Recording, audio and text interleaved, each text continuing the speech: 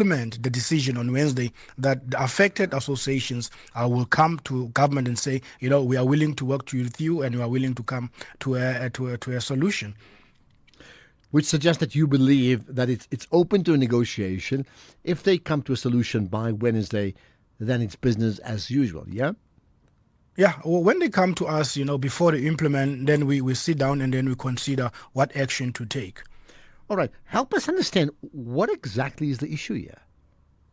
No, firstly, Ashraf, it started with M18 in Fuleni, when there's bi-directional access and then unidirectional, where one association has a right to come and drop off, and whereas the other association has a right to bring and take back. And that has been the contestation, when people, without having access to take people or drop people, take people back, where people are saying, no, we want our right to take our people back, but it's not part of the operating license. And these are legal issues, legacy issues that has been for the many years, and those are the issues that we are saying, we cannot operate like we've operated in 1985. If there are issues of concern from your side, and you don't have a right to take people back, you only have a right to drop off, then you must stick to that. But some people are actually telling us, no, we want to drop off, whereas we want to take people back, whereas they don't have that operating right. And that's where the contestation is coming from.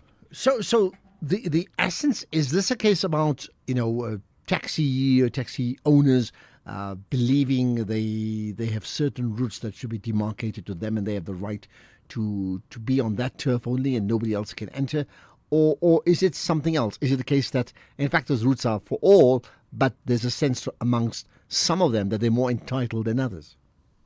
No, I would say it's twofold. There are those that feel that, because the ranks, maybe you were first at the rank, then you would claim that the rank belongs to you and no one else has a right to load, whereas someone has a right to load. And some people will feel like, we are bringing people from Mfuleni to Somerset West, I have a right to take them back. Or I'm taking people from Nomzamo to Somerset West, but I don't have a right. My right is only to take people from Nomzamo and drop them off, and another association will take them back to where they come from. So those are the issues that we are currently confronted with, where people feel like, it's not sustainable. We want to take our people that we brought in, we want to take them back. And we are saying that's not part of your operating license, but we are willing as government to look at the issues at hand and see how we can actually resolve it. But we won't be able to resolve it if the affected associations doesn't want to come and talk to us as government, so that we can, put up a plan in terms of how we are going to deal with this issue.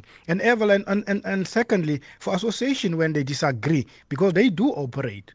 In some instances they operate without any conflict. In some instances they operate with conflict. We are saying when there is conflict, you don't have to use the barrel of a gun. You need to come to the table. You need to sit down, and resolve these issues, because we are losing innocent lives. And it's not right for us whenever people lose their lives, you just say, we send condolences, and then afterwards we come with solution. It is not acceptable. We really need to change how we run the industry, specifically in the Western Cape. Well, I think what you're saying, I can think about people in the Western Cape and others around the country just listening to you and nodding and saying, so 100% true, but they're also going to be saying, we've heard that before. Why is it that, this industry, more than any other, that the taxi owners and the drivers, but certainly the owners, there's a sense of entitlement about, guarding their turf more than any other? What I'm trying to say is, I'm talking to you right now on radio. Mm-hmm. There's nothing stopping you if you choose to say, hold it, I want to become a talk show host myself. I've got designs on it, and I'm going to really try and work hard to be the best I possibly can. And if you get on, and if somebody gives you a chance on the radio station, then so be it, right? I don't have the right to say you have no right to be elsewhere, and I'm going to bump you off if you do that. Why is it that in this industry there's this culture of entitlement? I think that's the question that everybody's asking, and that's what we are saying. In terms of the space of mobility, we've got different modes of transport. There is no mode that can actually claim, that the commuters belongs to them. And if it was in the past, things have changed and we've got different modes of transport, and no one is entitled to commuters.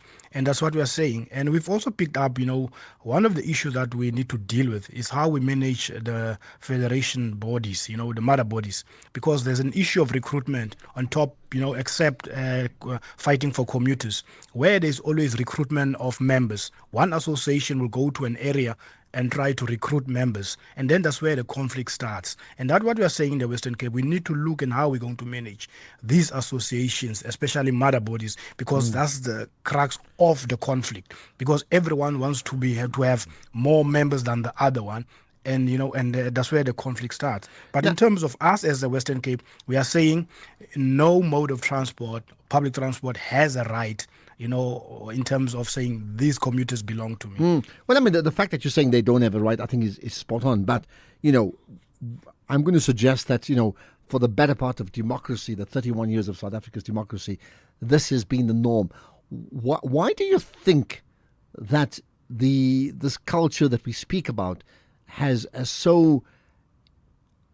become so ingrained in the culture of the taxi industry that never mind what you say and I say about and what the law is, that it just continues? What I'm trying to get at is what is stopping a complete cleanup here? There's something that is troubling that you can't clean up in I don't mean you, just the entire industry, that over 3 decades we're having the same issues that probably somebody raised 30 years ago. No, Ashraf, if one you look in terms of regulation, I think if you look at the minibus taxi industry, it has not been regulated. And there's always been comparison with subsidized buses, and the minibus taxi industry has not been subsidized. And that's why we find there's a lot of illegal elements creeping into the minibus taxi industry, because it has not been regulated. And that's what we're trying to do from the side of the province, to make sure that we actually work with the taxi industry, try to transform and make sure we are able to capacitate and we are able to empower them to actually with conflict resolution skills.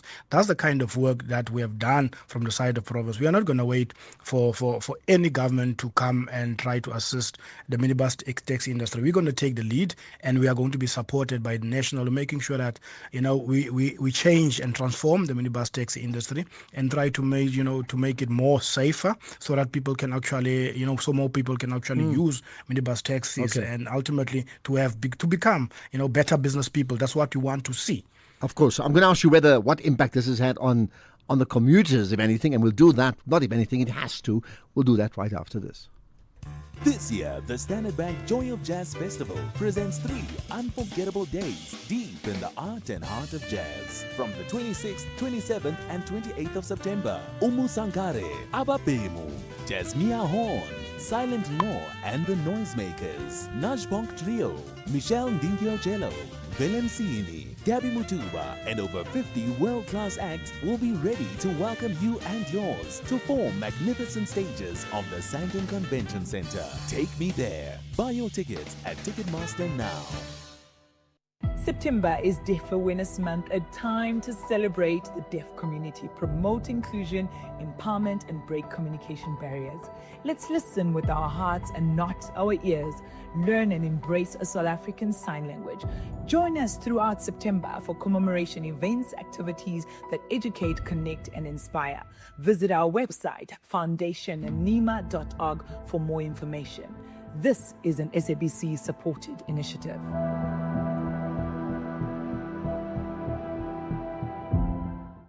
SAFM's award-winning drama department presents to you the radio drama series Skyline. Press that to cockpit, medical emergency now. Cabin crew to your stations.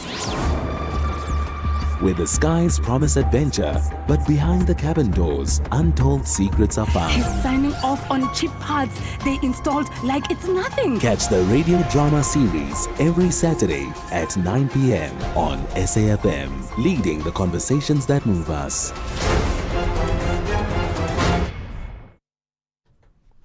Right, this is a fabulous partnership between the SABC and Africa's biggest marketing conference, the Nedbank IMC.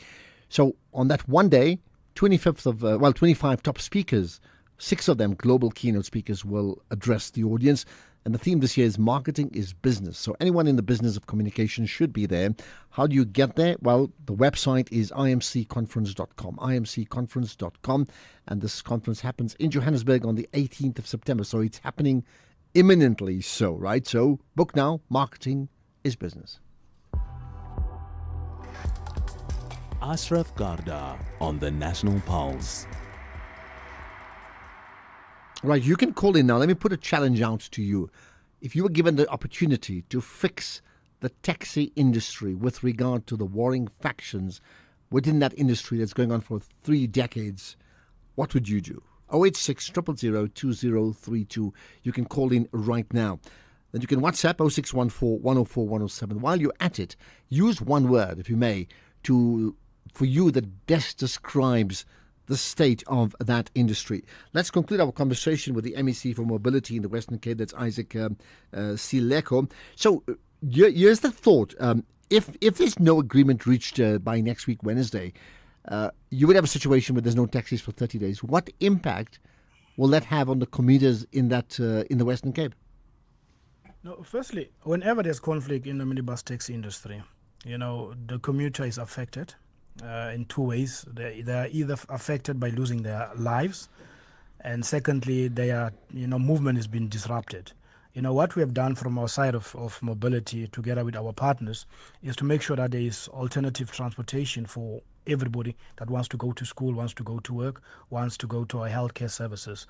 Of course, we also understand the risk of retaliation and the risk of the buses being torched or being stoned. So we are working together with our South African Police Service, our City of Cape Town, and with our provincial traffic to make sure that there is less disruptions. But that was one of the things that we have, deliberated on, and making sure that we don't want to disrupt. Hence, we are saying we are closing for 30 days, because we had an option of closing for 90 days. But we are trying to find common middle ground here, so that we are actually saying that we are open to negotiation. But ultimately what we want to see there's less disruptions. We want people to operate like normal business people, and also, make sure that our commuters are not disrupted and their livelihoods are not impacted.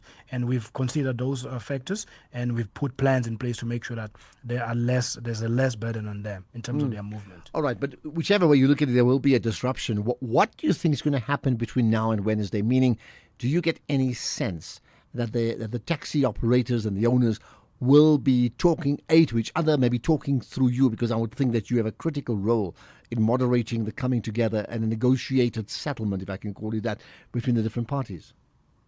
No, that's what we are trying to because my officials has been in contact with the different associations, and I had an engagement with both Santaco and Kata last Friday. Separately, because they didn't want to speak together or want to be in the same room. And we're very encouraged when the next day they were able to be in the same room, but unfortunately we could not get what we're looking for. But that was a step in the right direction. So we still have hope. We still believe that we will be able to reach an agreement.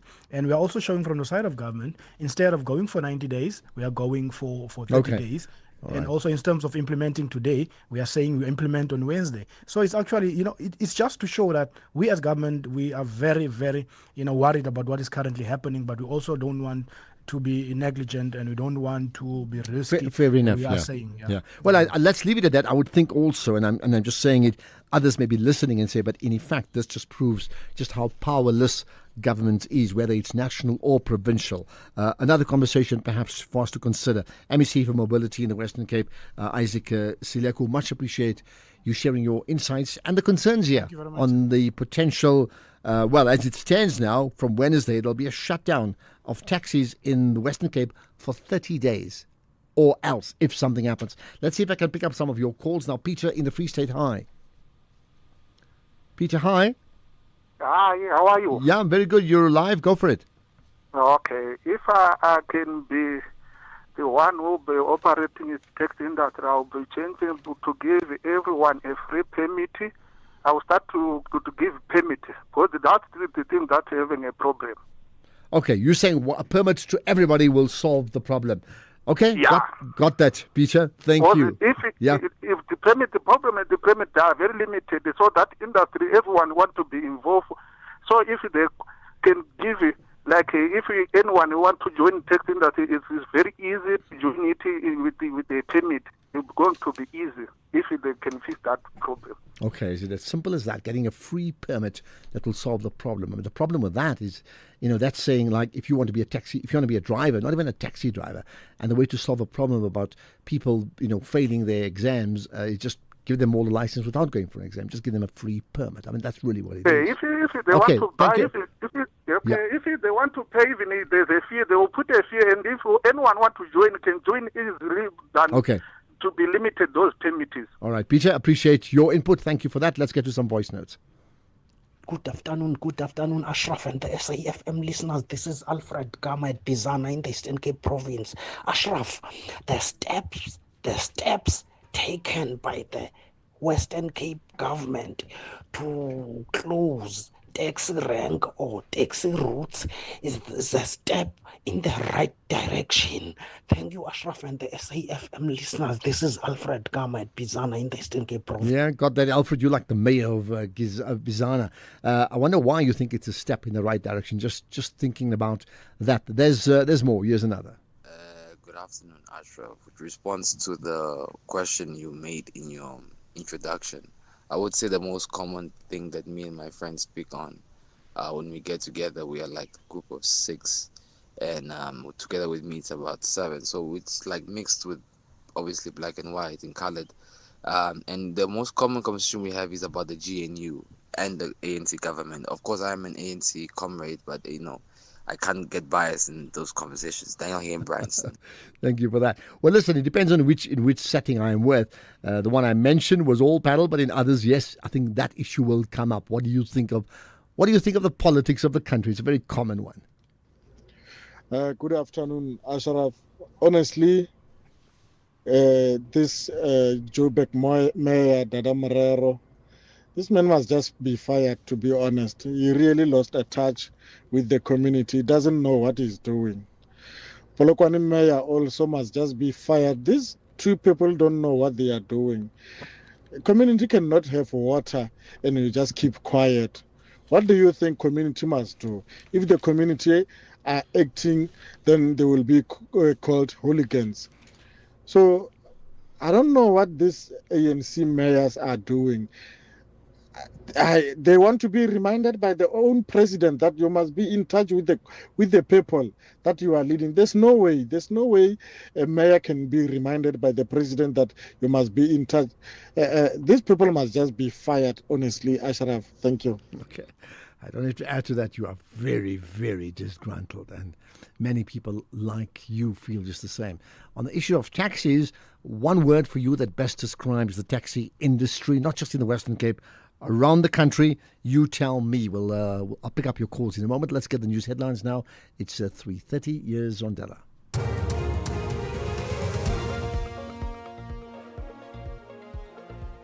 Western Cape Minister for Mobility Isaac Silegu has announced the closure of 6 taxi routes following the recent taxi-related violence between 2 taxi associations, Kata and Kodeta. President Cyril Ramaphosa has urged municipalities to brief communities affected by water challenges consistently on when it will be restored. And US President Donald Trump has told Fox News that he thinks with a high degree of certainty that the suspect in the assassination of conservative activist Charlie Kirk is in custody. A full update follows at the top of the hour.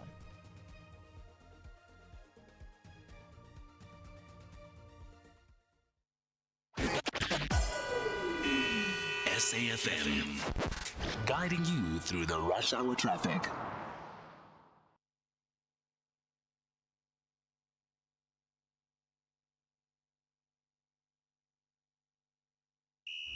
The business of sports with Tumi Nkapele. To me, I tell you what, we're saying deliberately the business of sport because you're wearing a Borussia Dortmund top. Are you the owner of Borussia Dortmund now? No, but I do own a Borussia Dortmund 2025-26 season. As you can see, it's bright yellow. Yeah, so it's always bright yellow. But no, I think this one is brighter than the other years because apparently they want to make noise on and off the field, and they're just playing homage to the team of 1965-66 season. Remember, they are the first German side to win a European club competition. How do you tell me you remember? I have no idea, but now I know. So now I must remember. If you didn't know, now you Now know. I know. So they're the first German club to win a European title. Yeah. 65. Wow. Well, I'll tell you what. I mean, the one thing, I don't know what do they nickname them, but this yellow, there's a name for it. But it's one of the most distinctive stadiums and supporters and one of the most fearsome sights for an opposition player, I think, in the world. Absolutely. With them all in yellow for Borussia Dortmund. Magnificent sight, yeah.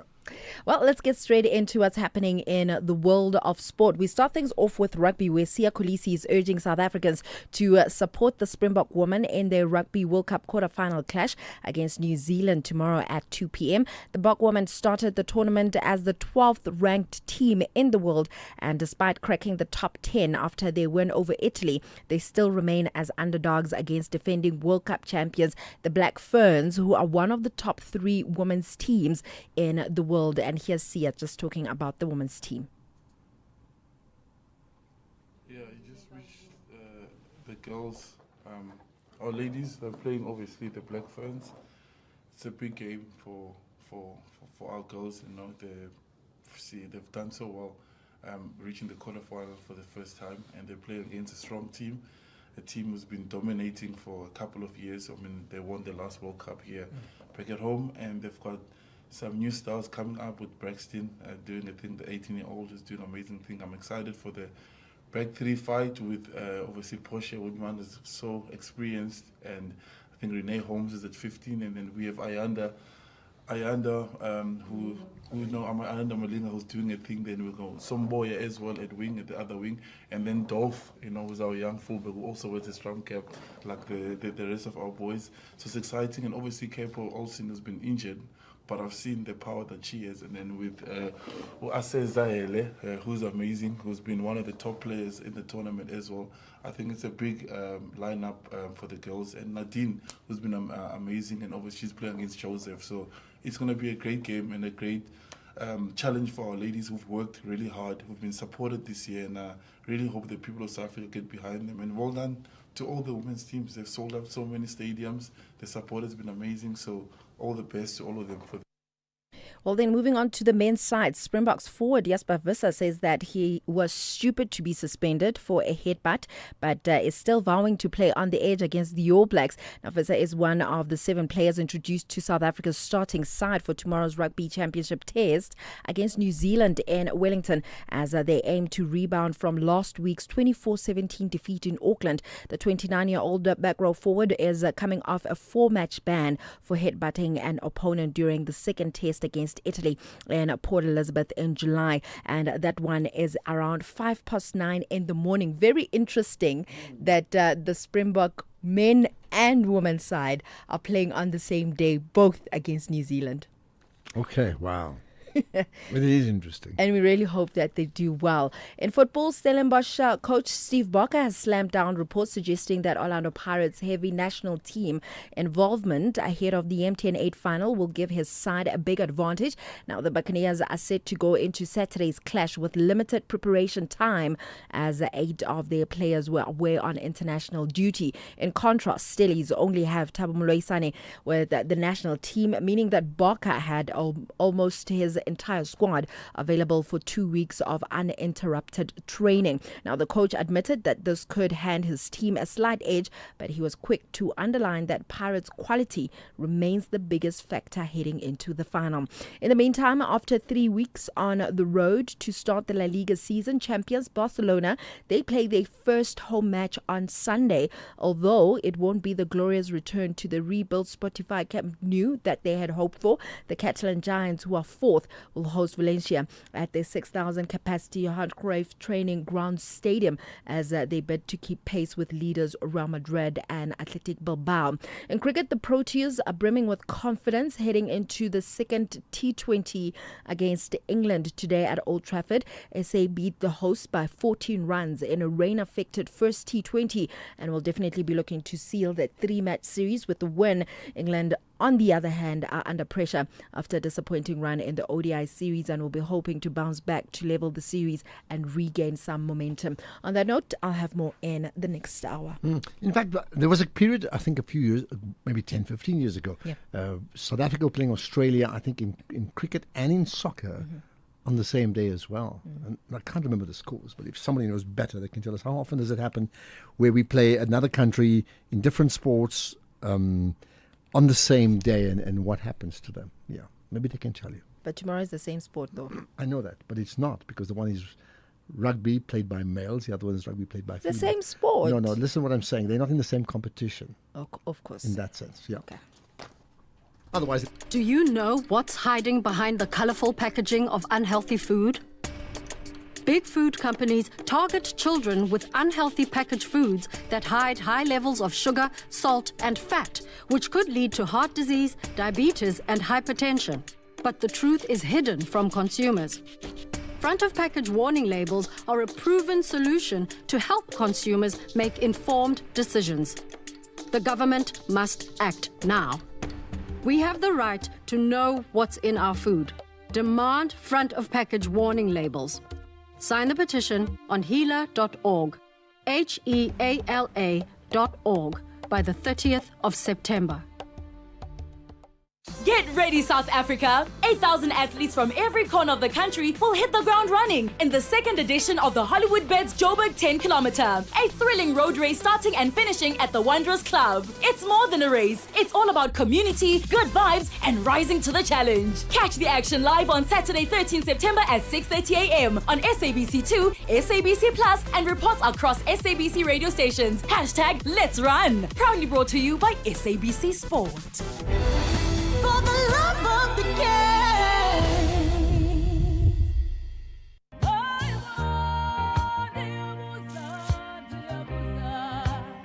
The legendary Mamleta Mbulu will be on Seasons this Sunday, the 14th of September 2025, between 10 a.m. and 1 p.m.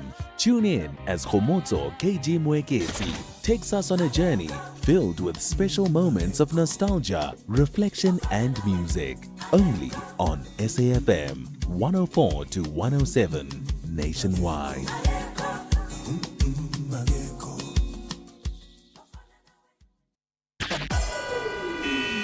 SAFM, guiding you through the rush hour traffic. Good afternoon. Starting off in Gauteng, the M1 southbound slow moving towards Crown Interchange. The N3 northbound in Bedford View has a stationary truck near Van Buren Road, and the N1 northbound in Pretoria slow moving towards Garsfontein Road. In KZN, the N3 westbound queuing towards Cliffdale, the M7 St John's Avenue is queuing through Central Pinetown, and the N2 northbound queuing through Spaghetti Junction. In Cape Town, the M5 southbound is slow moving, that's towards Racecourse Road exit, the N1 outbound slow moving towards Okavango Road, and the M3 southbound slow moving towards Rhodes Drive. With your traffic update, I'm Irma G. Ashraf Garda on the National Pulse. Right, lots more to talk about. We'll chat to Dr. Stephen Zwane just now about entrepreneurship education. Really important conversation to be had there. But let's talk about other issues. And there's one thing you also can't ignore is talking about geopolitics, global politics from around the world. How it impacts regions and how it certainly impacts your country as well. We know much about that too anyway, right? So let's talk about it with Thembisa Fakule, who shares his thoughts on the future of multilateralism and the emergence of multipolarity. Thembisa has been very busy, I think, at a conference in Europe just a few days ago. In fact, he's the Senior Research Fellow for the Africa-Asia Dialogues, AfroCert. Thembisa, as always, good to connect with you on the National Pulse. Thanks for having me. Thank you. Let's get to this. When we say multilateralism and the emergence of multipolarity, in fact, let's start with a definition of both.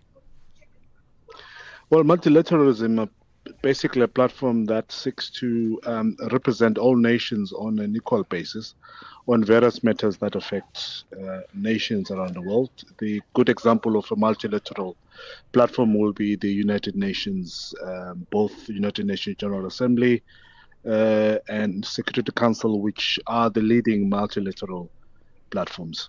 And multipolarity is a division of powers amongst nations. In other words, more than two or one power, or what's known as a polar, representing various interests and powers around the world.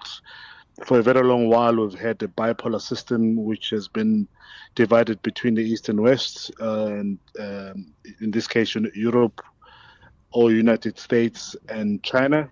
But now what we see happening is a multipolarity, in other words, various polars or powers of the world emerging. And actually, there's no contradiction. The multipolarity actually are underpinned, or multilateralism is underpinned by multipolarity. So what multilateralism seeks to do is to bring the attention and bring these various nations into a multilateral system so that they can all be represented equally.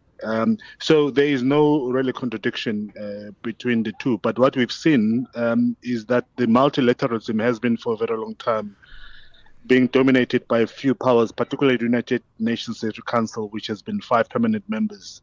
And the middle powers or the emerging powers are basically saying the world is bigger than 5. I suppose the obvious question would be, in a true sense of multilateralism playing out, it would mean all countries being equal. But you effectively saying the current form of multilateralism is actually not very democratic, if you've just given the example of the UN Security Council.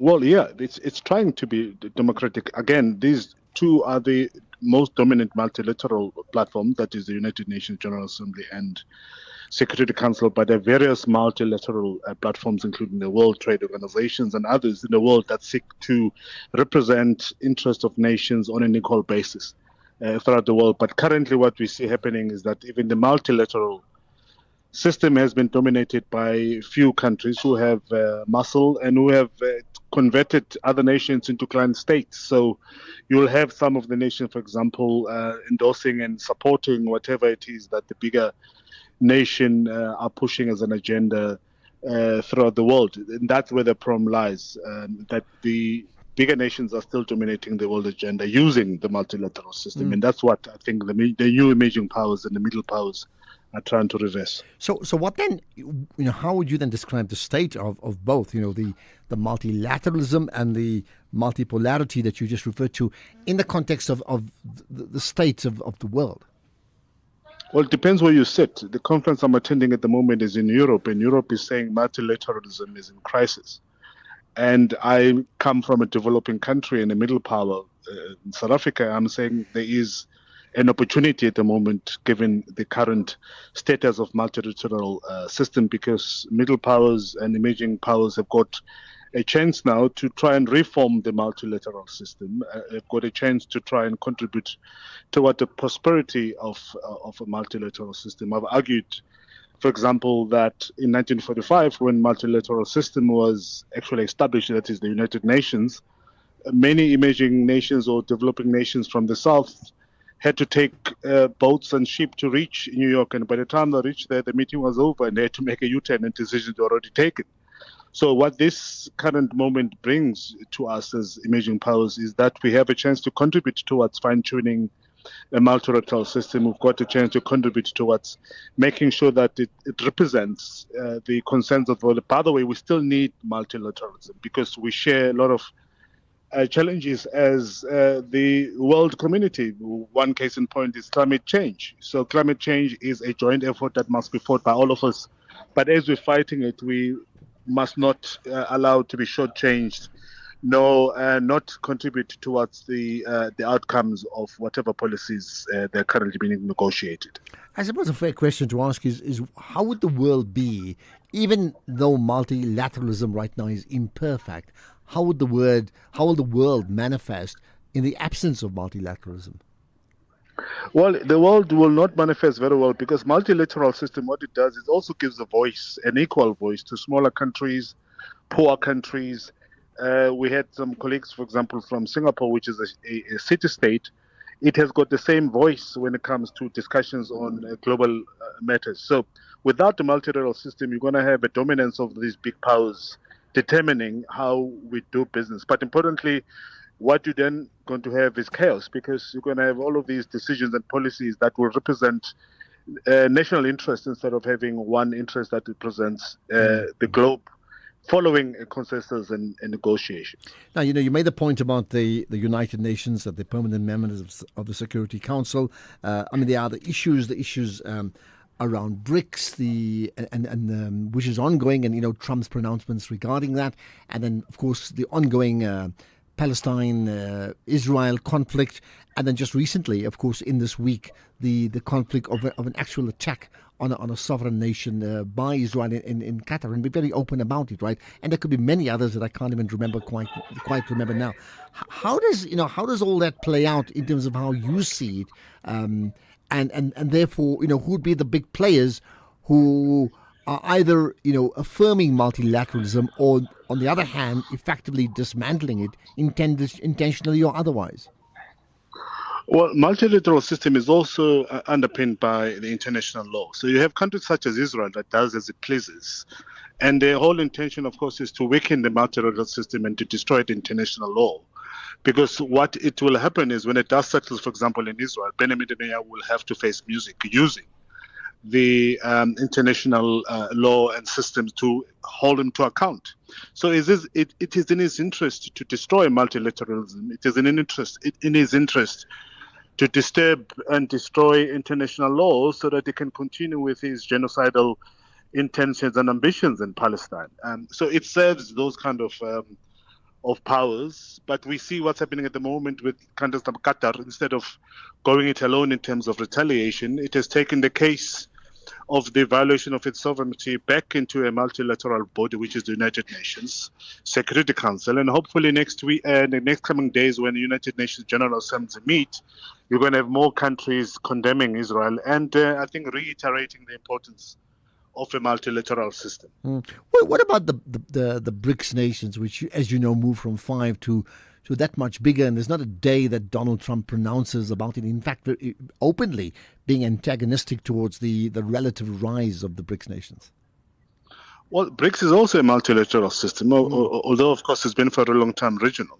But it has been disappointing because with the introduction of the trade tariffs, one would have expected BRICS to deal with the trade tariffs that were imposed to the rest of the world by Donald Trump. But instead, what we saw all of them going it alone, whether it's China, Brazil, South Africa, having their own separate negotiations. And many of us observing from afar regard this as the missed opportunity because BRICS had a chance to, one, really launch itself and present itself as an alternative power that could deal with these kind of violations and insist on the proper implementation of multilateral system. But what we've seen within BRICS, for whatever reasons, we've seen these nations negotiating by themselves. I don't blame China and Iran, for example, who are not China, but Russia and Iran, because they also have their very severe sanctions upon them. So they are forced to continue negotiating with powers that be in terms of their own salvation and liberation. But the rest of the countries within BRICS, particularly China, disappointed many people because many of us would have liked to see a bloc approach towards the trade tariffs that were imposed by Donald Trump. And we don't have much time, so just one word for you that best describes how you think South Africa is performing on the global stage.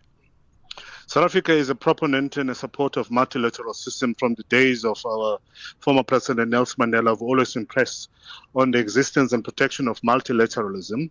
So we seem to be doing very well in that regard. And South Africa, of course, continues to refer all matters that impact the globe to a multilateral body, in this case, United Nations Security Council and the United Nations General Assembly, including the International Criminal Court, International Court of Justice. So that it tells you how serious South Africa is in terms of the preservation of multilateral systems. Okay, and that's where we're going to leave it. Fascinating insights, Thembisa Fakure from AfroCid, looking at multilateralism on the one hand and multipolarity and how they meet and how they clash and in fact how they well support each other. And you can have your own thoughts about the big players in the world speaking to that agenda. This is the National Pulse. The past never stays buried. Secrets resurface and the truth demands to be found. This season, every clue matters. Every silence hides a story, and every revelation could shatter lives forever. Unforgotten Season 4, a gripping drama where justice is never simple and the past is never truly gone. Starts 8th September at 9 p.m. Mondays, Tuesdays and Wednesdays only on S3. Open up. Be in it Get to win it by playing Powerball and Powerball Plus for a life-changing 124 million rand in total estimated jackpots this Friday. That's right. Play Powerball for an estimated 64 million rand and Powerball Plus for an estimated 60 million rand today. Buy your tickets now in store on nationallottery.co.za, the mobile app, cell phone banking, or simply dial *120 *7529 hash for USSD. Panda, Pusha, play. Players must be 18 years old or play responsibly. E2 is the proud operator of the National Lottery. The National Pulse, weekdays, 3 to 6 p.m. So, by the way, we'll have a podcast up of the chat with the MEC for Mobility in the Western Cape. This in the wake of the taxi industry being rendered immobile for the next 30 days, right? As well as the chat with Tambisa Fakure. So do listen out for that, safm.coza. Let's move on to another big issue. We know that there are many, many people that are out of jobs in our country, and there's many who suggest, hey, if you're out of a job, become an entrepreneur. But the other opinion is actually become an entrepreneur as a first choice. It is a way that's best for South Africa. So let's talk about entrepreneurship education. Do we actually have it? Who does it? Who doesn't have it? And what implications does it have? Dr. Stephen Zwane is with me. He's the founder of YLED, or YLED, as well as senior lecturer at Gibbs, and does many, many things, including a Nelson Mandela Scholar and author of a fairly recent of a book called Rising from the Township, Inspiring Stories of South African Entrepreneurs. I need to read that book. Dr. Stephen Zwane. Stephen, good to connect with you here on the National Pulse.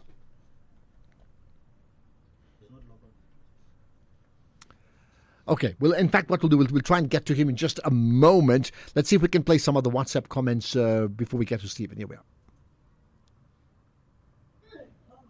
Nothing wrong with the judge. This is not in Cape Town. The judge normally interprets statutes, right?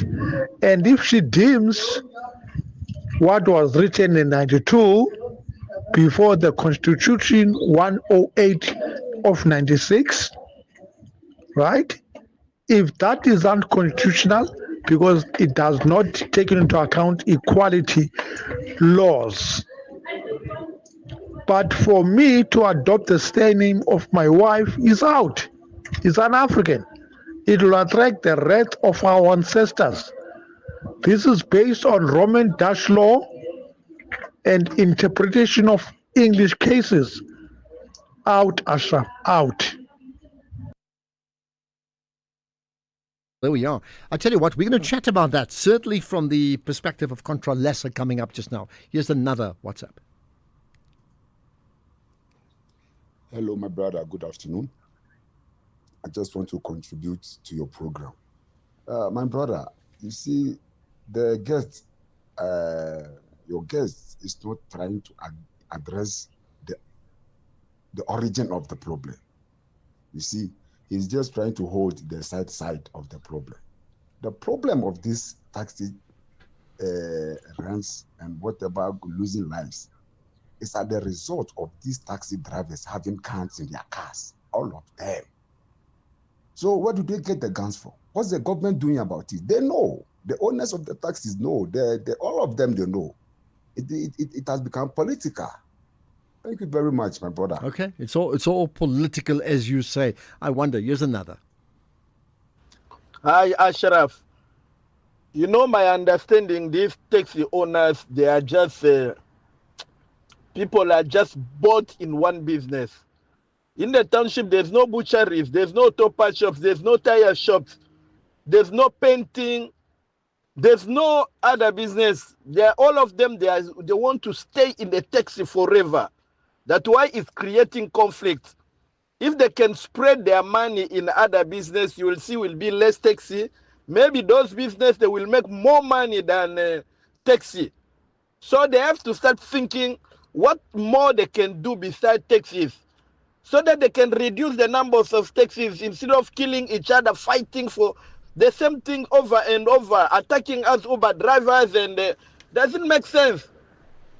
Well, I hear you. I mean, listen, this is a common conversation. How is it that, particularly in the taxi industry, the sense of this is my turf, you cannot tread on it, it applies to nobody else but to them? For example, even political parties don't have the right to tell people that you vote for me or else. You cannot vote for another party. But it seems like you can do that in the taxi industry. You come with my taxi, I drive on this route, and nobody else can do it. And this is going on forever. Good afternoon, Ashraf. Ashraf, I wonder how are they going to resolve this issue of the taxi organization and associations, including with the so-called patrollers and the so-called taxi drivers who take their vehicles, their kumbis, and go and park plus minus 5 kilometers away from their rank, and prohibiting people to give lift to their fellow families or brothers or whatever, before they can start by arresting those people who will be found parking vehicles and stopping vehicles on the road, on the national highways and stuff. This issue, it won't gonna stop. Lennon. Thanks for that, Lennon. Well, it's not stopping. That's what we know, right? And there's more than that, right? Here's another. Hi, Ashraf. It's Martin from KZN. I think that is a mafia. The only way that we can solve this problem in the country is to have a proper train system, tram system, where everything is legalized, and just like how it's in Europe. The only difference between us and Europe is our transportation system. Our country is much more better than the European countries. Only fault is our taxi system.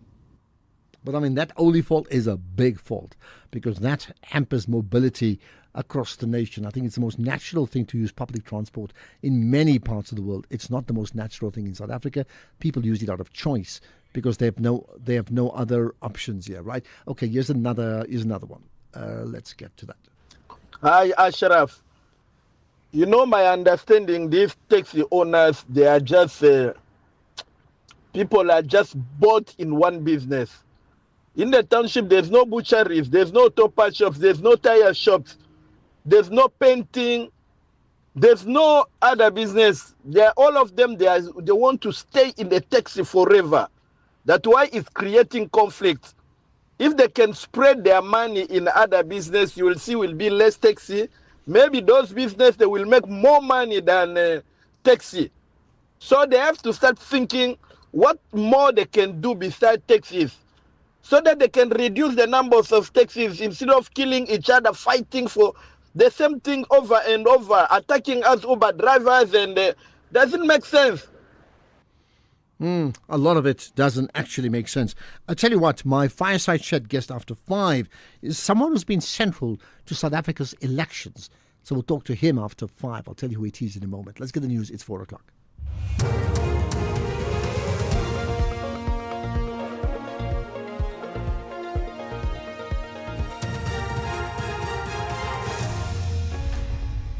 Thank you, Ashraf. On the top stories, closure of some taxi routes announced in the Western Cape, and municipalities urged to update communities on water restoration. For SAFM News, I am Ondelambana, and a very good afternoon.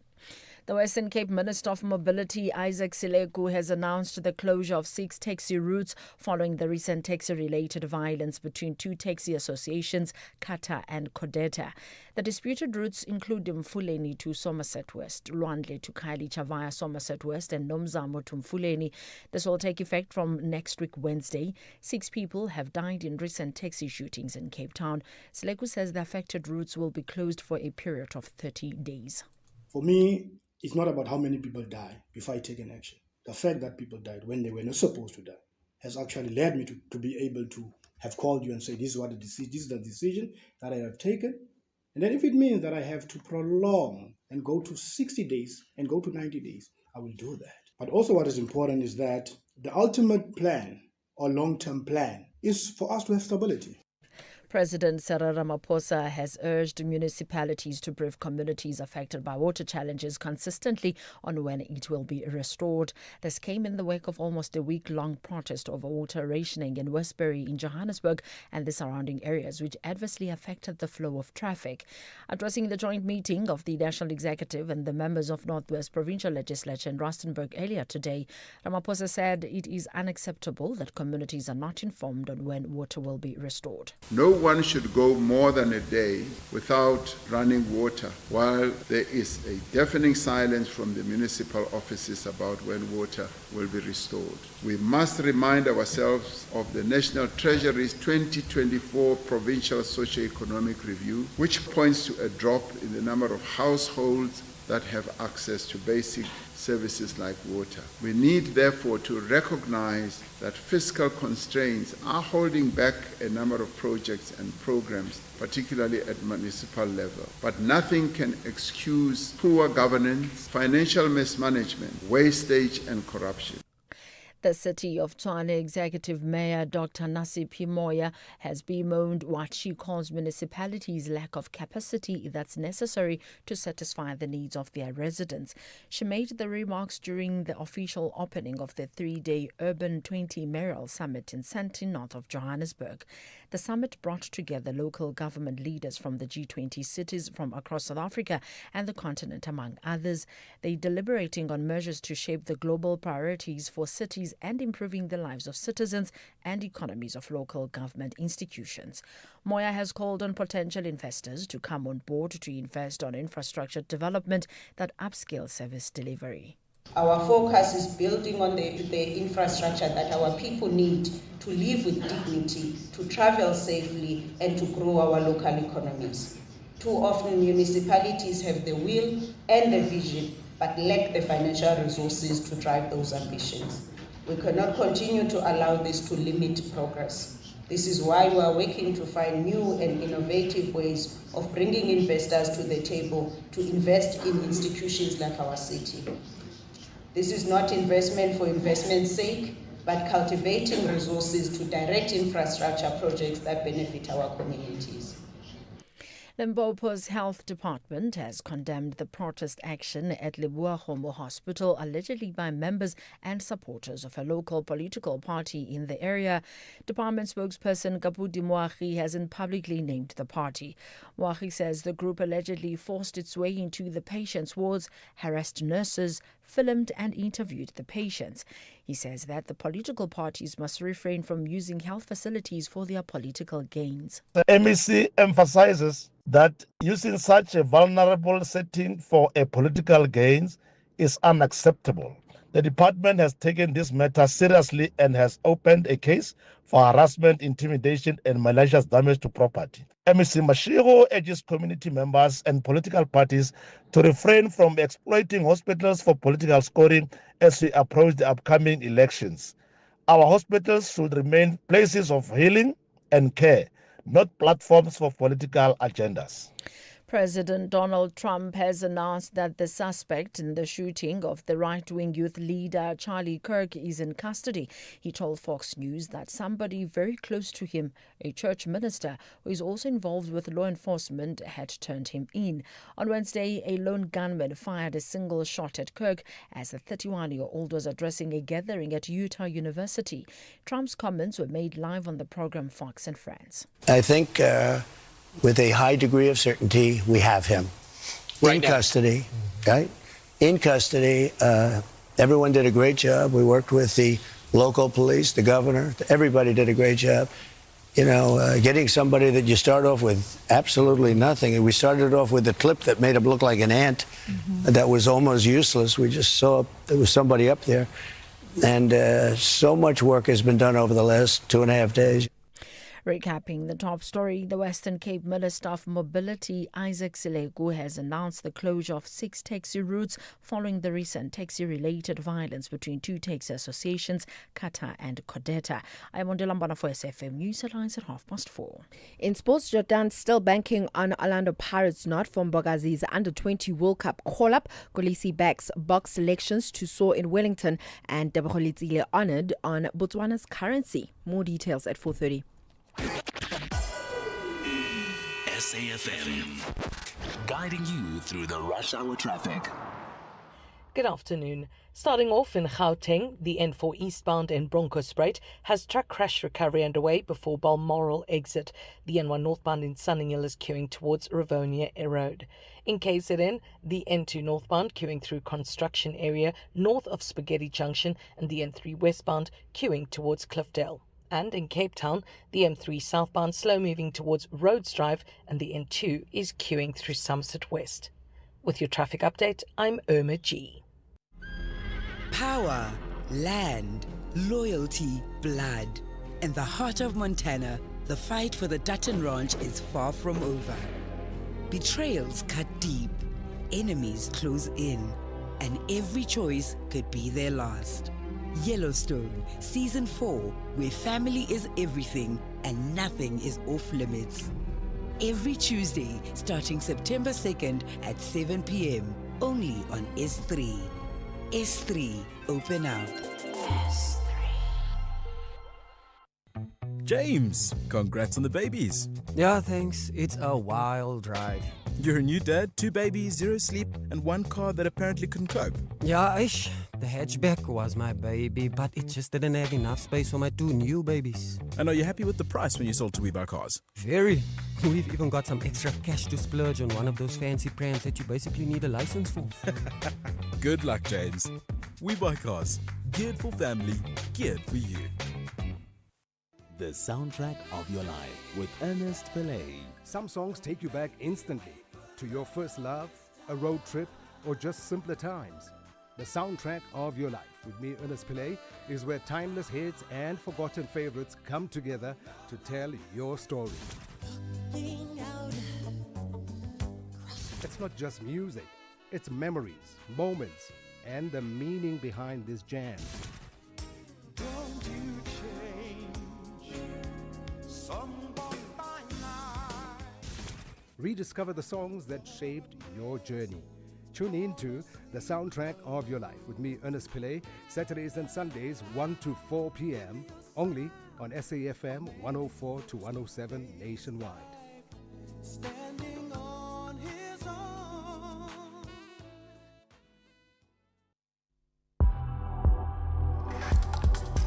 The National Pulse with Ashraf Garda on SAFM. You're listening to the National Pulse, weekdays 3 to 6 p.m. So what for you would be the African dream? Well, how is this from Burkina Faso? The leader of Burkina Faso, Ibrahim Traoré, has now withdrawn all visa requirements for anybody from the African continent. Now that's the African dream, isn't it? Second hour of the National Pulse. Lots to consider. By the way, I'll tell you, I did say to you that we've got a fabulous guest who's linked to South Africa's elections. I wonder if you worked it out. Who's my fireside chat guest coming up after 5 o'clock? Well, remember the name, Terry Tselane. He's now the executive chairman of the Institute of Election Management Services in Africa, but he's been a central figure of the IEC ever since day one, as far as I'm concerned. Looking forward to that conversation. Right. In the meantime, so we will be chatting about to Controlessa as soon as we can, okay? But in the meantime, South Africa's President Cyril Ramaphosa is, he believes that failing to deliver services, in other words, service delivery, violates the basic rights of residents, and there is no justification for poor governance.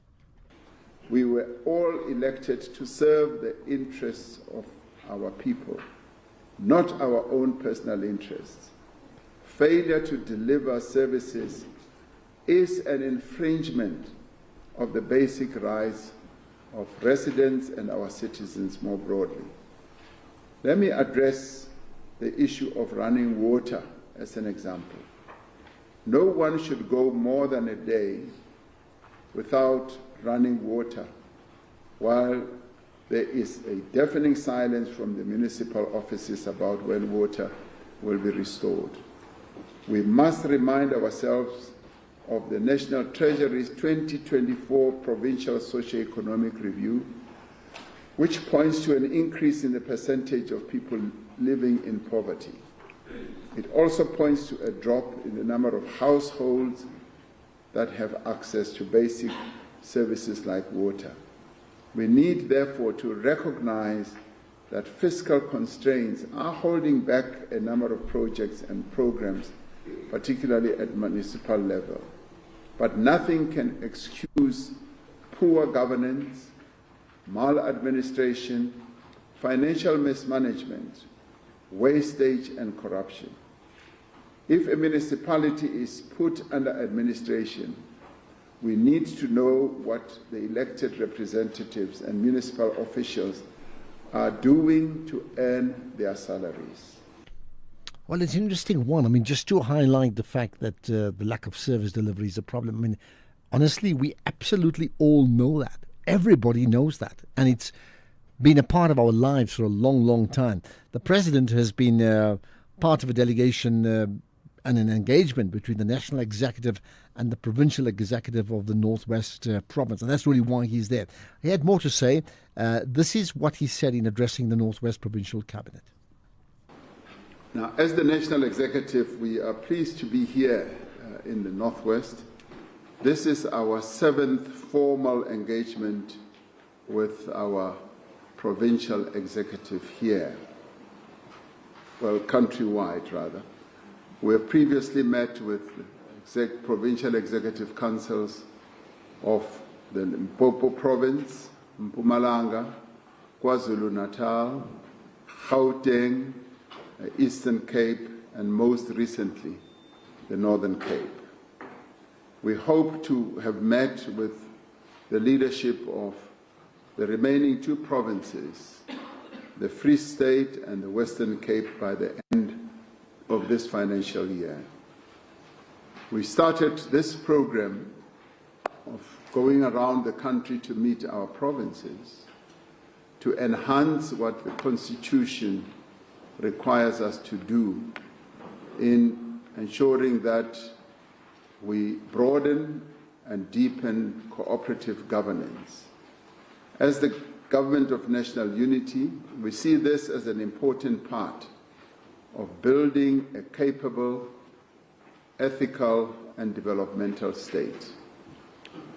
One of the driving forces behind the district development model that we established and embarked upon in 2019 was to ultimately do away with the 3 persistent challenges that we face. The first of these is the challenge of working in silos, which has contributed to a disjointed approach by national, provincial, and local spheres of government.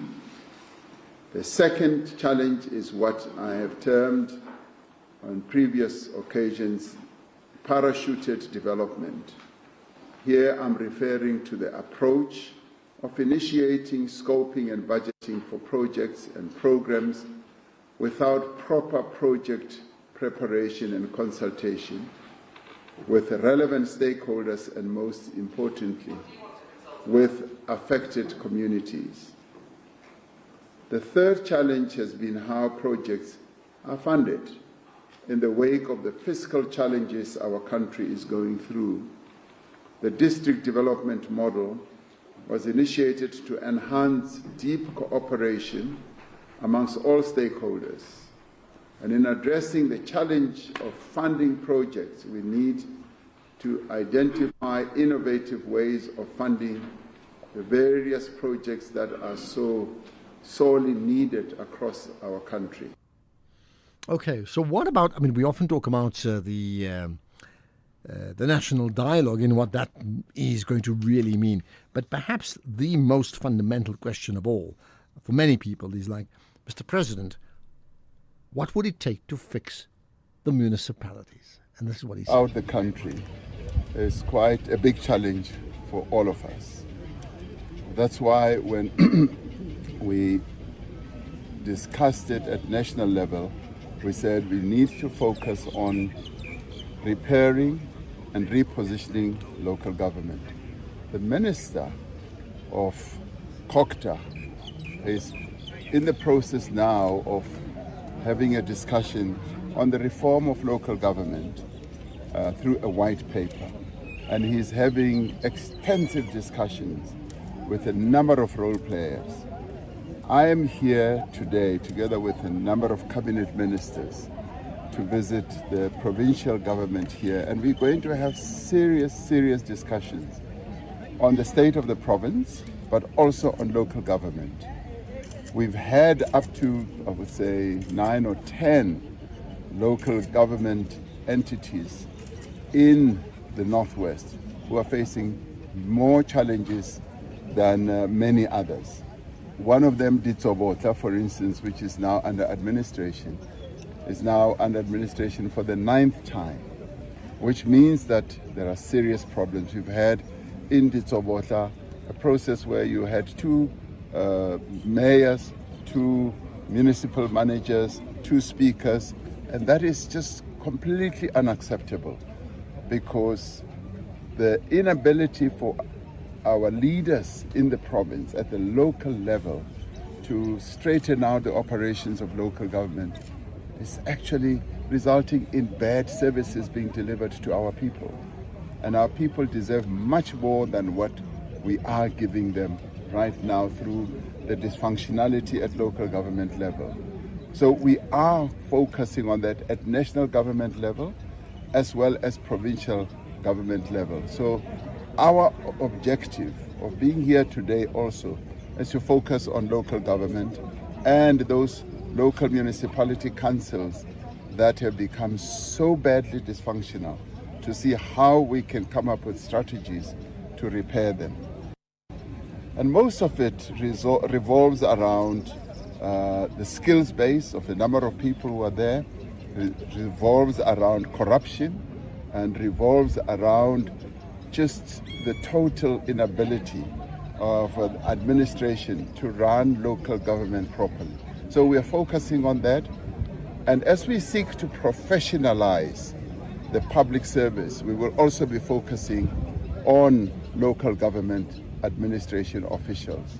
But we also want at the political level to have people who are really competent. And as we are going to the elections next year, we'd like all political parties to deploy people as their candidates who are capable, who've got the competence to run local government properly. And many political parties will admit that we have not yet reached that level. And we therefore need to focus on that, because we've got 2 problems here. It's the elected officials as well as the administration. And repairing that, those 2 will then lead us to have better local government. Mr. President. Okay, well, there we are. That's lots to consider from all of that. And you are more than welcome to comment on the President's comments about local government and what's so wrong about it. 086 000 2032. We should be chatting to Contra Lessa. We plan to do it earlier. We'll do it after 4:30. In the meantime, if yesterday the name Charlie Kirk trended for reasons that we well know, well, here's another name that's going to be trending, I'm sure about it. Tyler Robinson. He's been the person now who's been identified as Charlie Kirk's killer. Some information coming through right now that his father apparently confessed to his father, and his father then, who's a sheriff, I believe, encouraged him to actually give himself up. But all that just coming through in the last few minutes. We do know it's been identified across all media. Tyler Robinson, the person that identified as Charlie Kirk's killer. Now, whether that means he's guilty is another conversation, which I'm sure will dominate many of the headlines. The issue of Westbury and Coronationville and water issues still continues. Some parts of Joburg had no water yesterday. Well, the water came back. And not too clear, because Westbury, the mayor said, give us 7 days and we'll fix it. How fixed is it? If you think you cannot afford a lawyer, think again. Clientele Legal has made professional legal services affordable for you. Whether it's a civil, criminal, or labor-related matter, we have a nationwide panel of attorneys standing by to assist you. SMS SAFM to 32195. That's SAFM to 32195 and we'll call you back. Clientele General is a licensed non-life insurer and an authorized FSP. Standard rates and terms and conditions apply. When Avukile was diagnosed with blood cancer, his only hope was a stem cell transplant from a matching donor. Thankfully, a perfect match was found, and Avukile received the transplant that saved his life. But thousands of patients in South Africa are still waiting to find their match. Together, we can give more patients like Avukile a second chance at life. Visit dkmsafrica.org. This is an SABC-supported initiative. Be in it to win it by playing Powerball and Powerball Plus for a life-changing 124 million rand in total estimated jackpots this Friday. That's right. Play Powerball for an estimated 64 million rand and Powerball Plus for an estimated 60 million rand today. Buy your tickets now in store on nationallottery.co.za, the mobile app, cell phone banking, or simply dial *120 *7529 hash for USSD. Panda, Pusha, play. Players must be 18 years old or play responsibly. E2 is the proud operator of the National Lottery.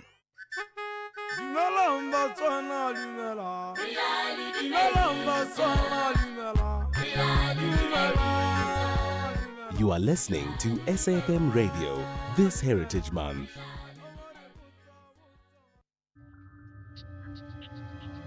The National Pulse, weekdays, 3 to 6 p.m. Interesting in many ways, heritage and culture are so intertwined. What about the culture of entrepreneurship in South Africa, and where do we go with it? In fact, what's the level of entrepreneurship education, and does it really matter? Let's find out from Dr. Stephen Zwane, who certainly makes his business, I would think, to spend time in that space about understanding the importance of entrepreneurship education, right? He's a man of many titles. He's the executive for corporate citizenship at ABSA, the founder of the YLAD NPO. He's a social impact leader for 2025. He's lectures at Gibbs as well, and he's certainly written more than one piece on the issues of entrepreneurship education. So let's talk to him about it. Dr. Stephen Zwane. Stephen, good to connect with you on the National Pulse. Thank you very much. I appreciate you having me, sir. Thank you. It's really an amazing opportunity to have a chat about this topic. Much appreciated. So, first of all, help us understand what's the difference between being entrepreneurial or being an entrepreneur versus entrepreneurship education. Perfect stuff. Thank you. Maybe in that introduction, one small correction there, my leader, is that I'm representing my thought leadership journey as an individual in this call, and my role as lecturer, senior lecturer in entrepreneurship at Gibbs. Yeah. I wanted to make sure that the principals do not start thinking I'm here to represent them. So thank you very much for that introduction. Point made. Thank you. Right, go ahead. Yeah. Thank you. Ashraf, I think for me, the difference between the two is that being entrepreneurial is always about entrepreneurship action. Entrepreneurship action is the work that needs to be done before you become an entrepreneur. Firstly, you must have an entrepreneurship mindset. Secondly, you must have entrepreneurship skills. Those are two things that are baked under the entrepreneurship education platform. As a country and as a people, we haven't spent enough time cultivating the culture of entrepreneurship mindset. And therefore, we get into entrepreneurship to survive. We get into entrepreneurship without any particular skills. And that's why most of the time we fail in our entrepreneurship ventures, because it is not innate in us. It is a historical context to it. And part of it was that being enterprising, being a problem solver, charting your own path, being an innovator, our historical past made sure that that was reserved for the few and not for everybody. And we haven't really overcome that in full. Okay, so am I right in saying, because I'm picking up what you've just said, if you are getting into the entrepreneurship space to survive, it may be necessary, but it's the wrong reason? It may be necessary, but it's the wrong reason, yes. Because entrepreneurship as a journey itself is about identifying opportunities, putting resources together, establishing an organization with an intention to succeed, with an intention to make money, with an intention to make society better and lift the economy, the community. Now, a lot of young people today, in the article that is under discussion, is that we promise young people that if they go to school, they finish their degrees, they'll get a job, and now there are no more jobs for them, and they are sitting there waiting for that opportunity to come. Whereas, if with an entrepreneurship mindset, young people will know that if I don't find a job, I might as well create one. I must as well create one because I've got ideas, because I've got the time, because I see problems that can be solved on a daily basis. So that's a big one, Ashraf. So what is an entrepreneurship mindset? So, you know, I researched this particular topic for my doctorate, and I've been practicing it over years. An entrepreneurship mindset is the ability to understand a situation and find a solution to the situation without somebody telling you that you must do it. I'll elaborate a little bit. A lot of us growing up, including myself, Ashraf, in the township of Dobsonville, and knowing that at home we didn't have enough money for groceries that would last us a month, I need to start selling sweets at school to try and make more money that I can bring at home. I was being enterprising at the time, looking to solve a particular problem. I didn't see that as an entrepreneurship journey. I did not also know that I was cultivating my entrepreneurship spirit. It did say, though, that at the time I already had the mindset to solve problems, I had the mindset to be entrepreneurial.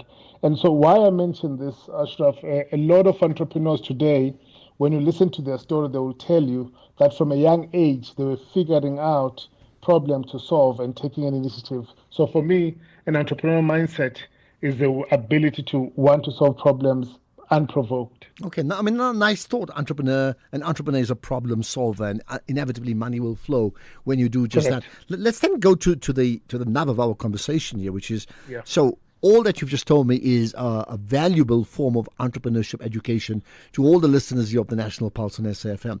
But how do we is there a need, to formalize entrepreneurship education? Is there entrepreneurship education formalized? And if not, why not? What do we need to do? 3-4 questions all linking to the same topic.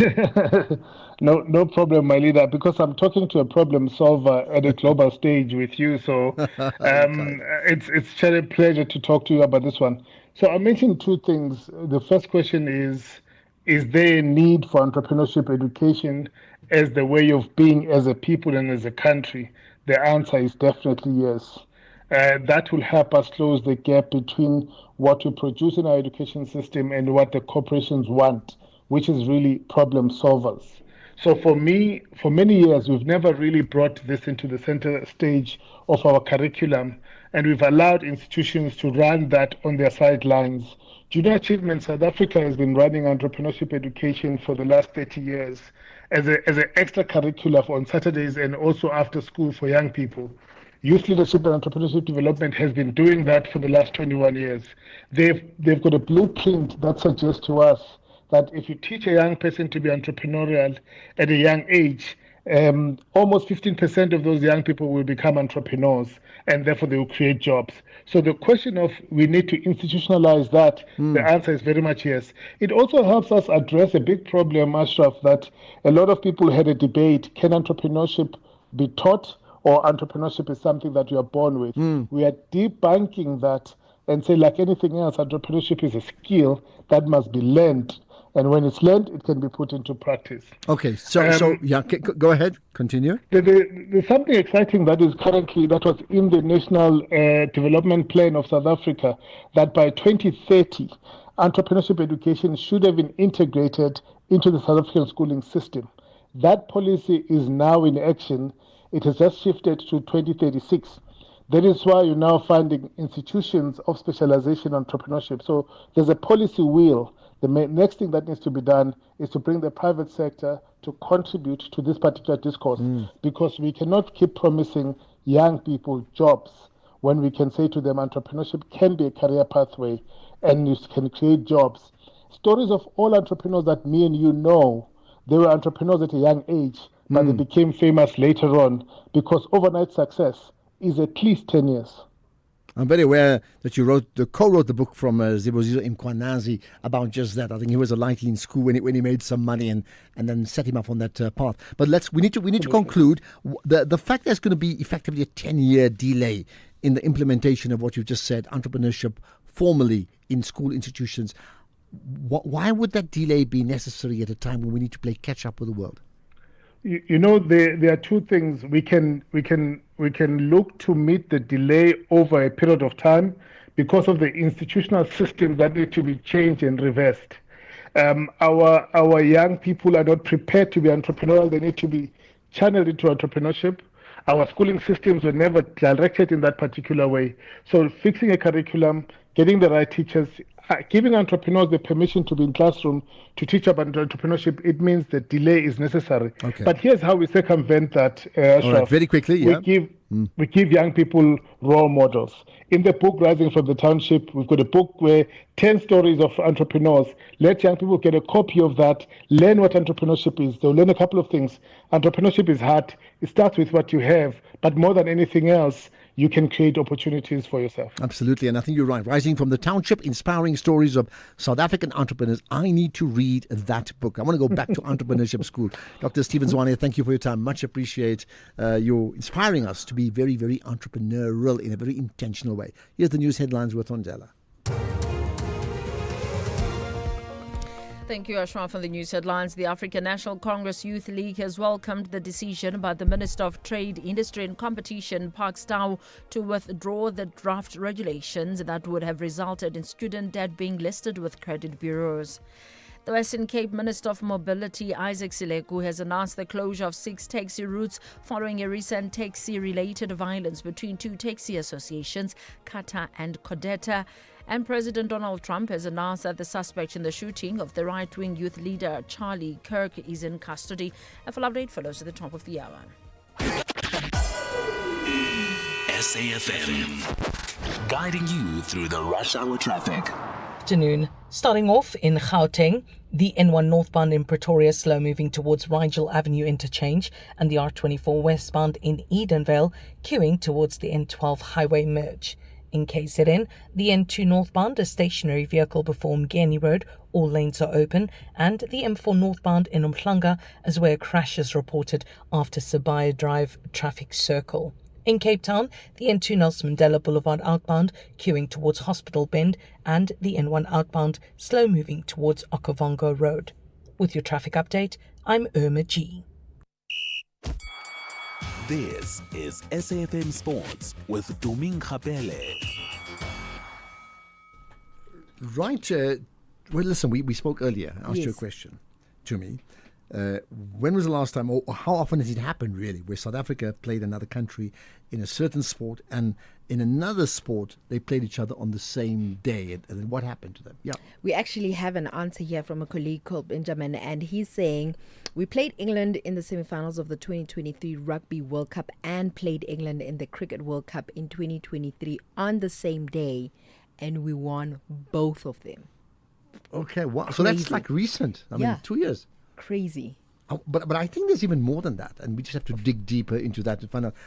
Tell your colleague to dig up more. There must be more occurrences. Fascinating bit of course. trivia there. Yeah. Well, let's start things off with football this hour, where South African Football Association President Danny Jordan is not giving up on having Bafana Bafana and Orlando Pirates defender Mbegazeli Mbogazi in the Amajita squad for the FIFA Under-20 World Cup later this month. Remember, it's starting from the 27th of September to the 19th of October. Now, Jordan says that he will soon be meeting with Orlando Pirates as he tries to reach an agreement with them for Mbogazi's availability. With the tournament in Chile falling outside the FIFA calendar, clubs are not obliged to release players, but Jordan is hoping that Pirates will agree to release Mbogazi. Yes, because we have never had such an excellent defender at that age. And the opportunity that playing in the World Cup Under-20, you have the whole world watching Under-20. And at that age, they're looking for the injection of new talent in their teams. And this is an excellent opportunity, so I hope we can find an understanding on the matter. And of course, he belongs to Orlando Pirates, and we hope that we can get some understanding. Meanwhile, with the MTN 8 final just hours away, Orlando Pirates are chasing a 4th straight title, but there's questions lingering up front. Evidence Makgopa has downplayed the striking unit's goal drought, saying that only time will tell, as one of the club's forwards have found the net this season. Despite 10 goals across 8 matches, all have come from somewhere else. Meanwhile, Ruben Amorim has confirmed that Altay Bandea will start in goal for Manchester United at Man City this weekend. Bandea was at fault for Arsenal's winner at Old Trafford in the opening weekend of the season, but Amorim is quite confident that the 27-year-old can perform.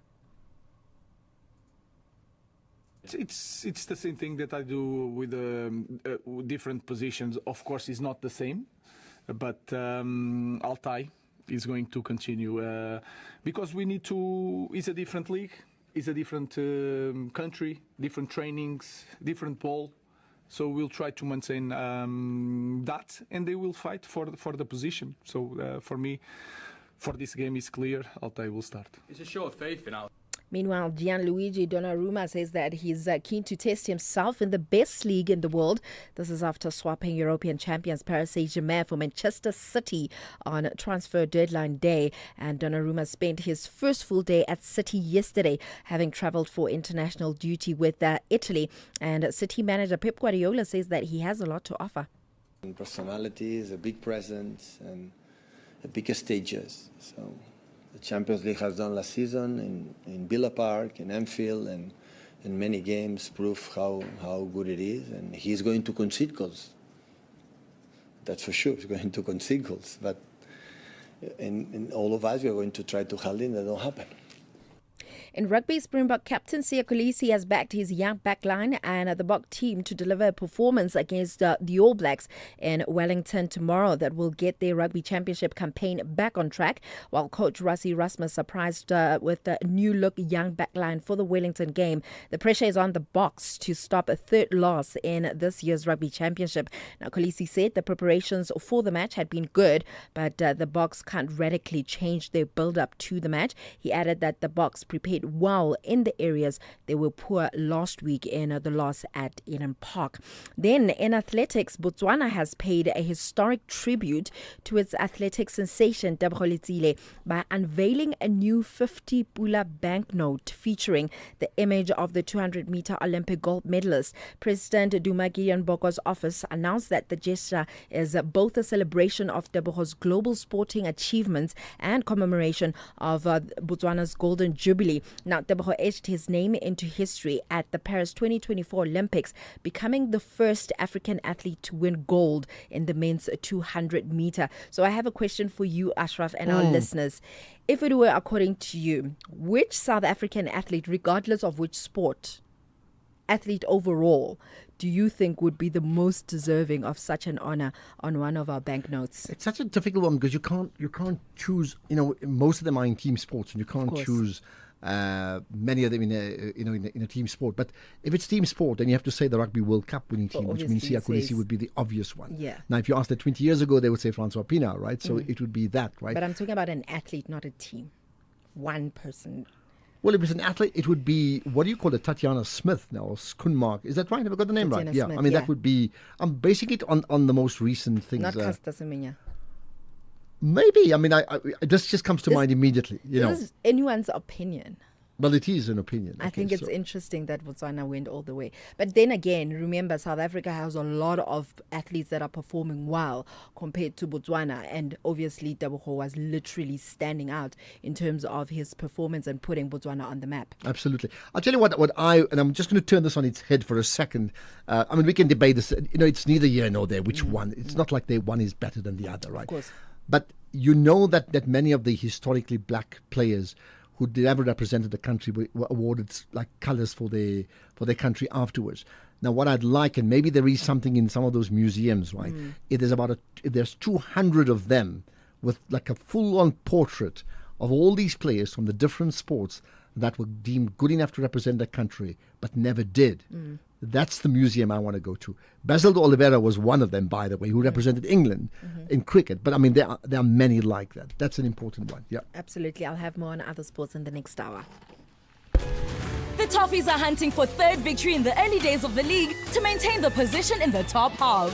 Chance for Everton, Beto, and Dai! 2-1! Everton are back in front! However, the Villains are prepared to put a good fight to achieve their first win of the season. Might get in here, Munoz trying to block him, walking save, and behind from Richards. Best chance of the game for Aston Villa, ball over the top from John McGinn. This is the Premier League. Witness Everton FC and Aston Villa the Saturday 13 September at 3:30 p.m. live on SABC3 and SABC Plus. Proudly brought to you by SABC Sport. For the love of the game.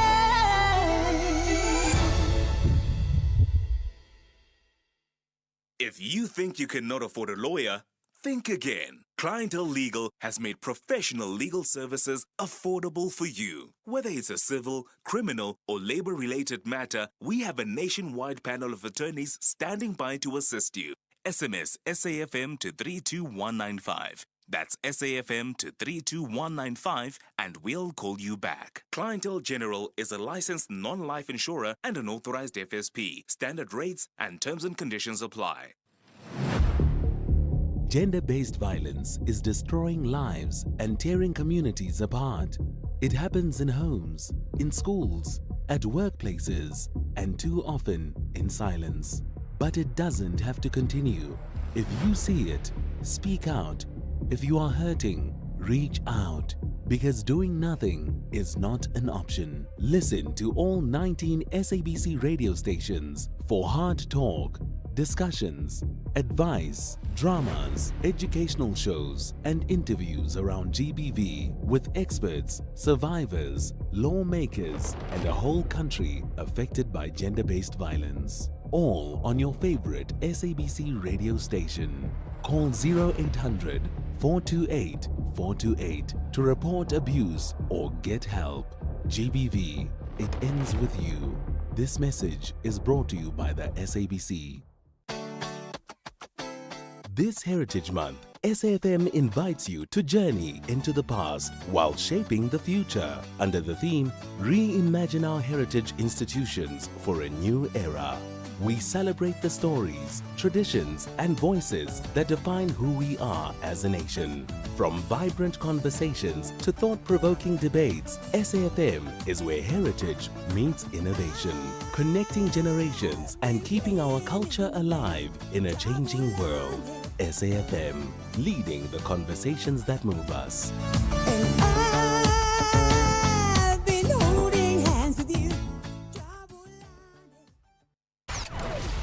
Economic news on SAFM. Facts and figures you can count on.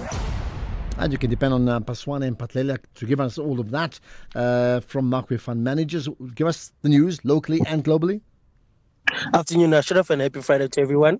Well, we got some global developments taking place. The likes of the US provided data that their consumer confidence continues to deplete lower, and this is reflecting a clear path for the economy that they are digesting weaker labor developments and higher outlook of inflation going forward. And this is spelling out stagflation as the momentum holds for the rest of the year, and not only for the US, but of course, because they're supported by rate cuts, we will be feeling some of the effects as a G20 as a whole going forward. ECB has already reflected some uncertainty. The UK today reported on stagnating economy, and when we look at pricing of the markets regarding these developments, we are seeing that oil prices are holding up 2%, and that's thanks to the support of Ukraine.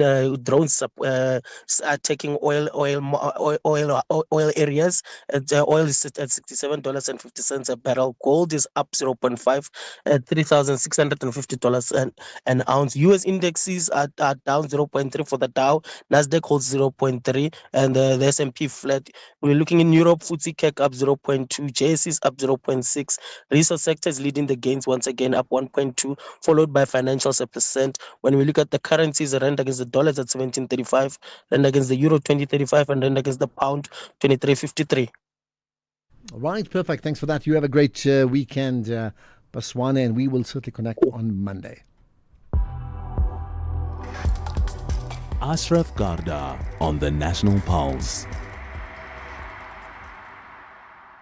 So yesterday we had this conversation about, the Constitutional Court judgment that in fact, de facto said it's illegal or it's unconstitutional to deny a male the right to adopt his wife's surname if he chooses to, right? And there's a 2-year period now for for criticism of that, for debate about it, for objections. We'll take it from there. But in essence, that's what it means now, that you could adopt the surname of your wife. Now, there's been reaction. And certainly when it comes to traditional leaders and traditional communities and religious communities, many have said on the air yesterday, they are going to oppose this. So what does this really mean? The Congress of Traditional Leaders, Controlesa, they have a view on this one. Their president is Kgoshi Mathupha. Appreciate your time, Kgoshi. Thanks for joining us on the National Pulse. Ashraf, good afternoon, and to our listeners of SAFM. Right.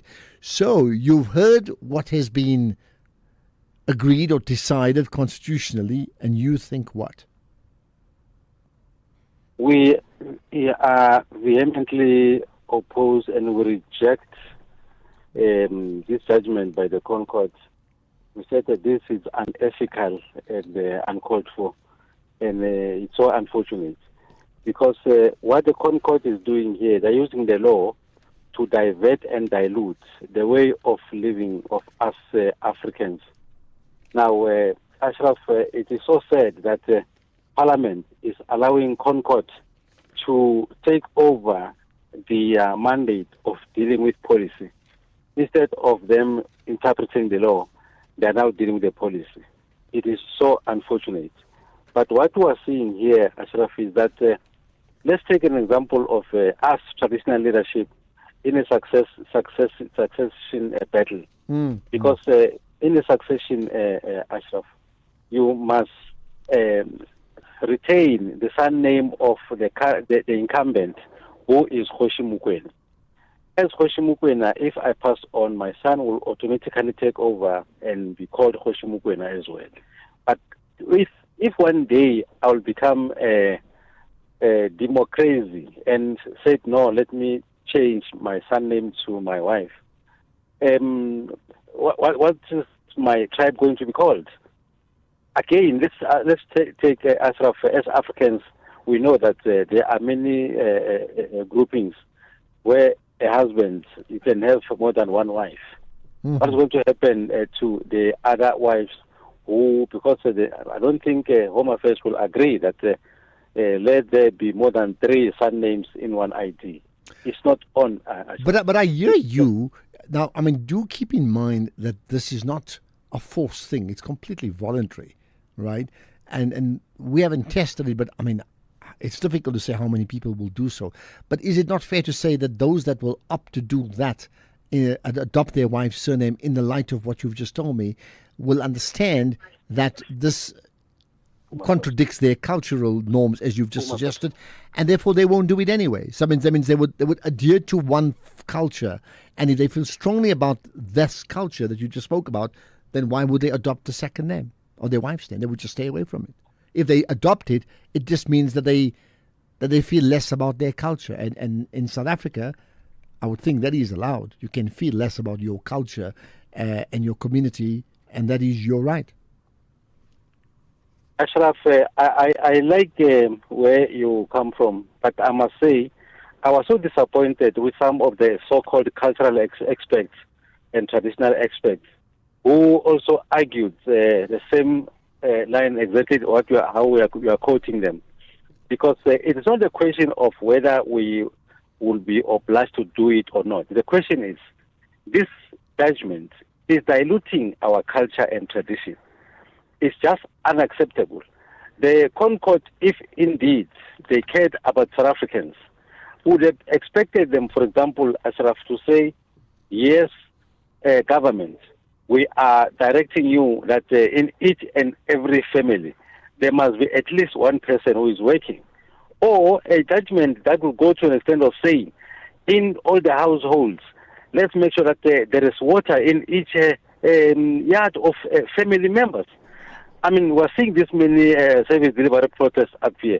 The so-called ConCourt is quiet about this. And as Africans, Ashraf, were saying, yes, people have got a choice, but the message that is sent there is no way as South Africans who can promote Roman Dutch law against our own customary practices. Okay, I hear you. Just pause on that for the moment. I hear you.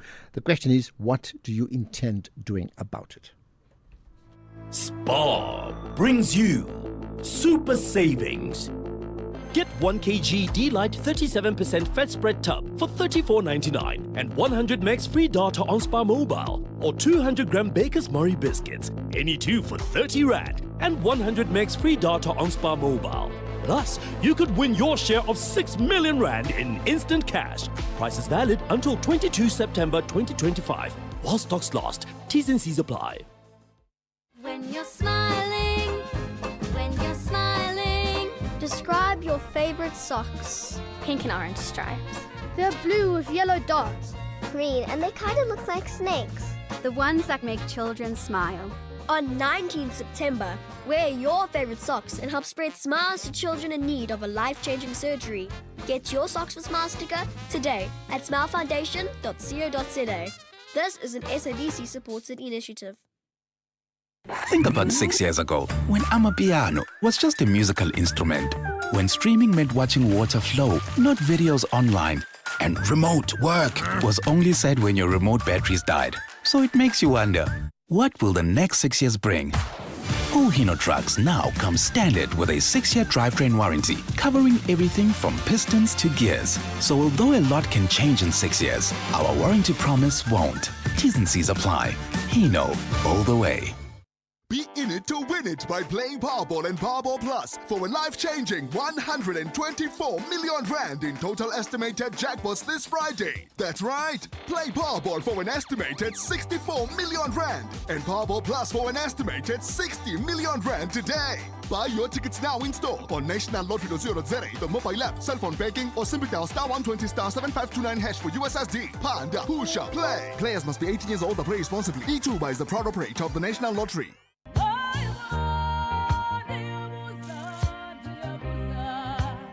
The legendary Mamleta Mbulu will be on Seasons this Sunday, the 14th of September 2025, between 10 a.m. and 1 p.m. Tune in as Khomotso KG Mweketi takes us on a journey filled with special moments of nostalgia, reflection, and music. Only on SAFM 104 to 107 nationwide.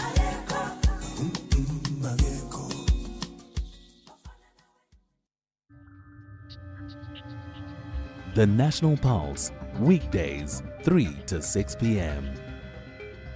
Right, let's conclude that conversation with this very important conversation with Kgosi Mathupha, the president of ContraLesa. So I asked you before the break and I said, this is significant. If, as you said, it's diluting our culture, then what do you intend to do about it? Thank you very much, Ashraf. Just to remind our listeners who I love so much that remember what happened in Zambia. The government ruled for more than 40 years, where they relaxed and did the same thing, where they allowed some courts to deal with policy. Now, people revolted and ousted that government. I want to advise the GNU that watch the space. Don't allow Concord to usurp your powers. You are the only people who can deal with policy, not the Concord. Now, what we're going to do, Ashraf, because the Concord so-called gave Parliament 2 years to rubbish or stamp what they said, we're going to mobilize our people in the public hearings, where we're going to express ourselves a rejection of this judgment by the Concord, and we'll make sure that it does not fly. Because it is so sad, Parliament will pass some laws, knowing very well that those laws can be implemented. They legislated that the people must not carry weapons, even going to events and so on. But people are carrying those weapons, and no one is doing anything about it. So they must be careful of passing some laws, knowing very well that they are not going to be implemented. Okay. We'll be there on the street, we'll be there on the venues, protesting against this unethical and abhorrent judgment by the Concord. All right, got it. We'll be there on the streets, is what you're saying. We'll be there at the venues to Kgosi Mathupha, ContraLesa president, making it very clear we will oppose, as he said, this abhorrent ruling. Thank you for your time. Much appreciate you connecting with us on the National Pulse. Right, I need to get some calls from you. If we first go to Anonymous. Interesting. Anonymous wants to talk about a surname. Hello. Yeah. Good day, Ashraf. Are you well? Yeah, I'm very good indeed. What's your point? Look, I think we need to clarify one thing. The Concord made this ruling because some parties felt a need that the legislation was not working for them, for the regime that they are in. So that is why that happened. To say that the Concord needs to make a ruling saying every household needs to have somebody working, that is just absurd. The ruling further is not even mandatory. It says, here's an option. If you feel you are comfortable with it, go for it. If you feel you're not comfortable with it, then so be it. Why are certain people in society wanting to so much cling onto patriarchy? And we have an equality clause in the Constitution. I mean, I, for one, I am for this ruling. I see absolutely nothing wrong with it. Whoever that feels that they want to cling on to this culture that Kgoshi is speaking to, then cling on to it. And let people like myself have that option to say, you know what, I do not want to assume another person's surname. I want to hold on to my surname. I'm not going to change my surname. Sir, if you feel that you want to adopt my surname, by all means, come in and adopt my surname. So be it. All right, you've nailed your name or your surname to the mast anonymously. Thank you for that call. Let's pick up more. Naturally, there's more comments on that. Here's one. Ashraf, your guest there, I don't understand it. How is this thing diluting our culture when we are not obliged to follow it? What about the culture of the applicants, the Caucasian applicants? What about their culture and what they subscribe to? Are we then a democratic country or not? Well, you see, that's the point. The Constitution now would allow it. It does not say you must do it. Not at all. Hi, Ashraf and team. On this surname topic, I welcome the Constitutional Court's ruling. If someone chooses to take their wife's surname, I mean, why not?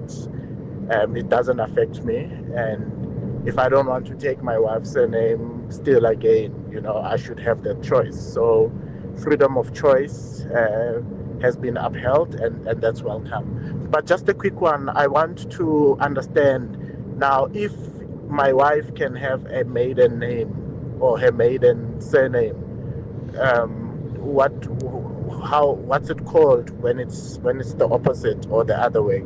Thank you, Zippo Middleburg. Thank you. Well, I mean, my point is you would have your name and then your surname and then your wife's surname double-barreled in the same way that many women have, right? Right, here's another comment on athletes. Ashraf, lovely show as always. Good afternoon. Let me help you on that question on the individual athlete. Immediately when that question was asked, I thought of Wade van Niekerk. What he did was just exceptional, breaking that long-standing record in that 400-meter race and earning a gold medal. I don't see anything coming close to that that has happened in the last decade or two in South Africa. Well, I mean, thanks for reminding us. Tumi and I had the chat off air about Wade van Niekerk. And I think for this purpose, yes, it's not about who you like, but it's about who has made the biggest impact as an athlete in the last 20 or 30 years of democracy. Is it Wade van Niekerk or somebody else? Max in Welkom, hi. In fact, hold it, sorry, Max, we just can't get to you. We're on to news time already. If we get a chance, we'll talk to you. But I can tell you now, we will get into fireside chat mode with Terry Tselani, and we'll do that after the news. Right now, it's the news at 5.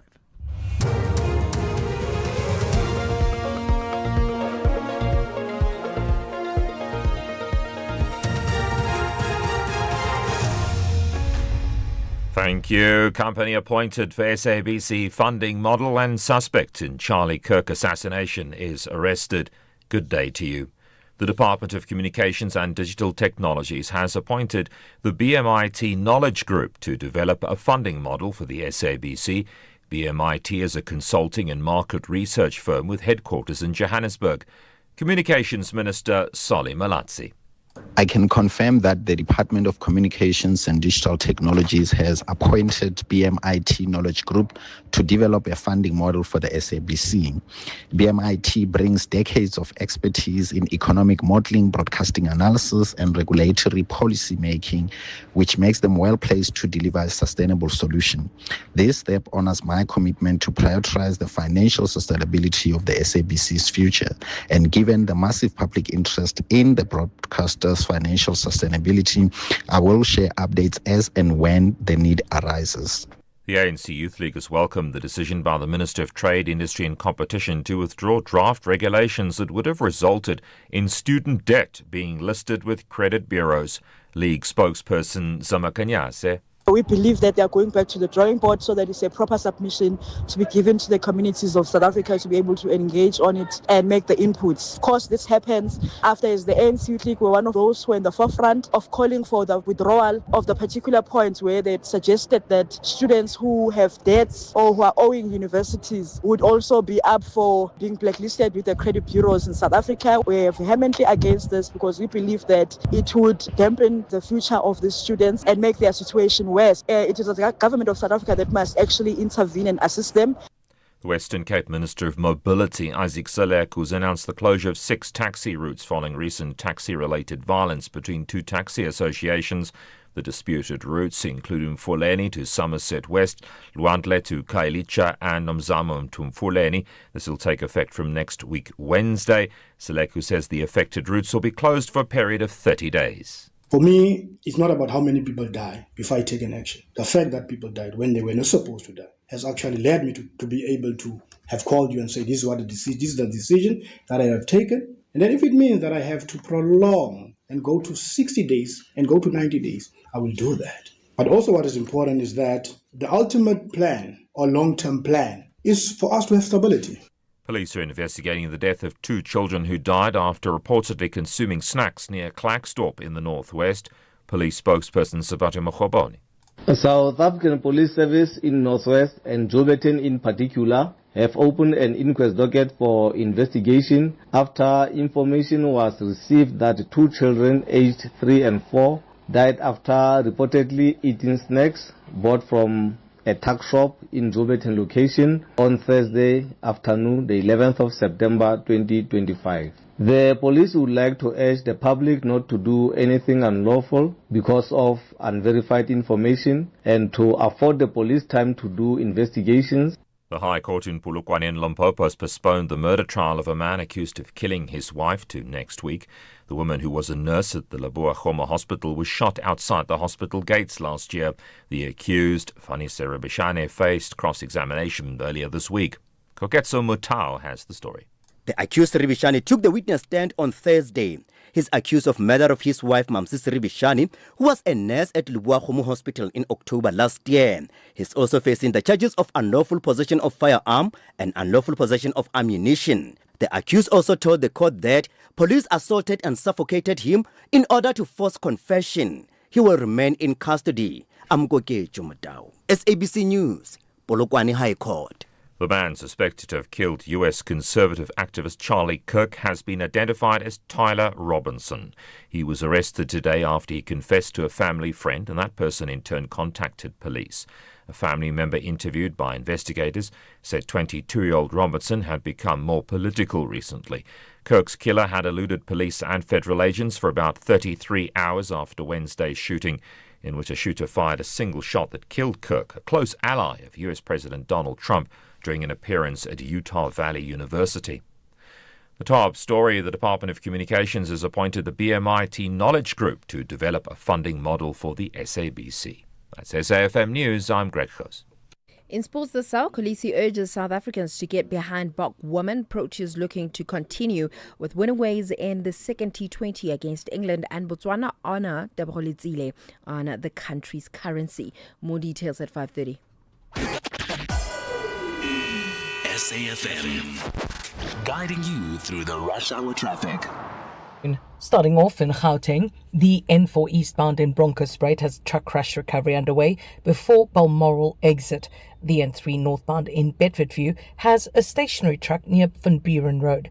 In KZN, the M1 Higginson Highway westbound queuing towards Chatsworth exit, and the N3 westbound queuing towards Cliffdale.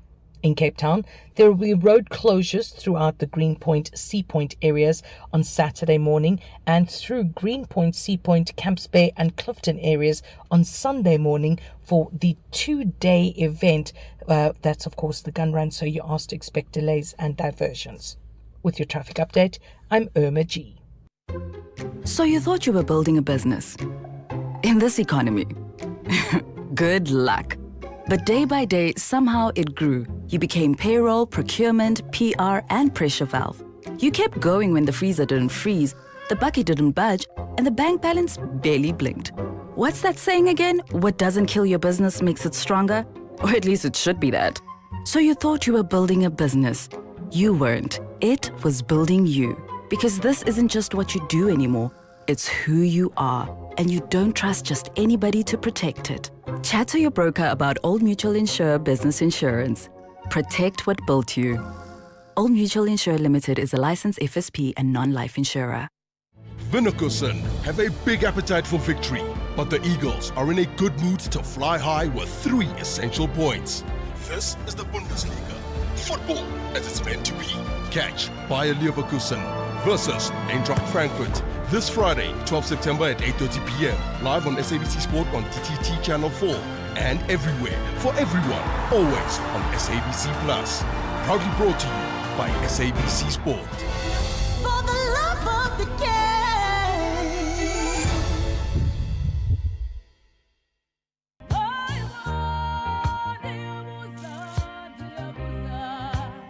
The legendary Mamleta Mbulu will be on Seasons this Sunday, the 14th of September 2025, between 10 a.m. and 1 p.m. Tune in as Khomotso KG Mwekezi takes us on a journey filled with special moments of nostalgia, reflection, and music. Only on SAFM 104 to 107 nationwide.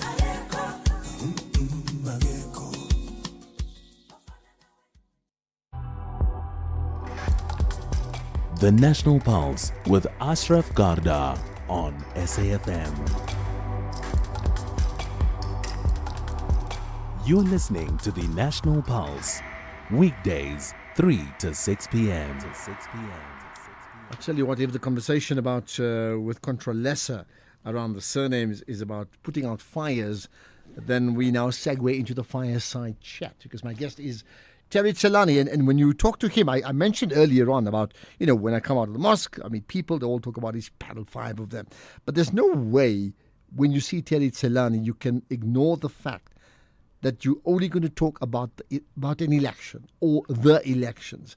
So I thought I'm going to put that to him as well. He's going to join us now up to 6 o'clock, and you're a part of it as well. There's always, you can call in. We maybe take 2-3 calls if you... particularly if you worked with him. Work, friend, family, colleague, 086 000 2032. Otherwise, WhatsApp 0614 104 107. But hey, it doesn't mean you can't talk to him. Anybody can talk to him if you know him, which I'm sure the whole country knows him. You must be amongst the most well-known people in the country. You have to be. I'm flattered. I don't think so. But if people recognize me because of the opinions that I normally express, I'm grateful for that, because it means they follow the kind of the things that I normally talk about. Yeah, I was thinking, if a person like let's say Paddy Lahotla, at his time when he was the head of Stats SA and he wears yellow outfit, you could not forget him, right? And of course, that would come up whenever he wants to present. But in your case, yes, I get it that non-election time, for many people, you disappear. And then come election time, as someone who's run these elections, you become like the chief, isn't it?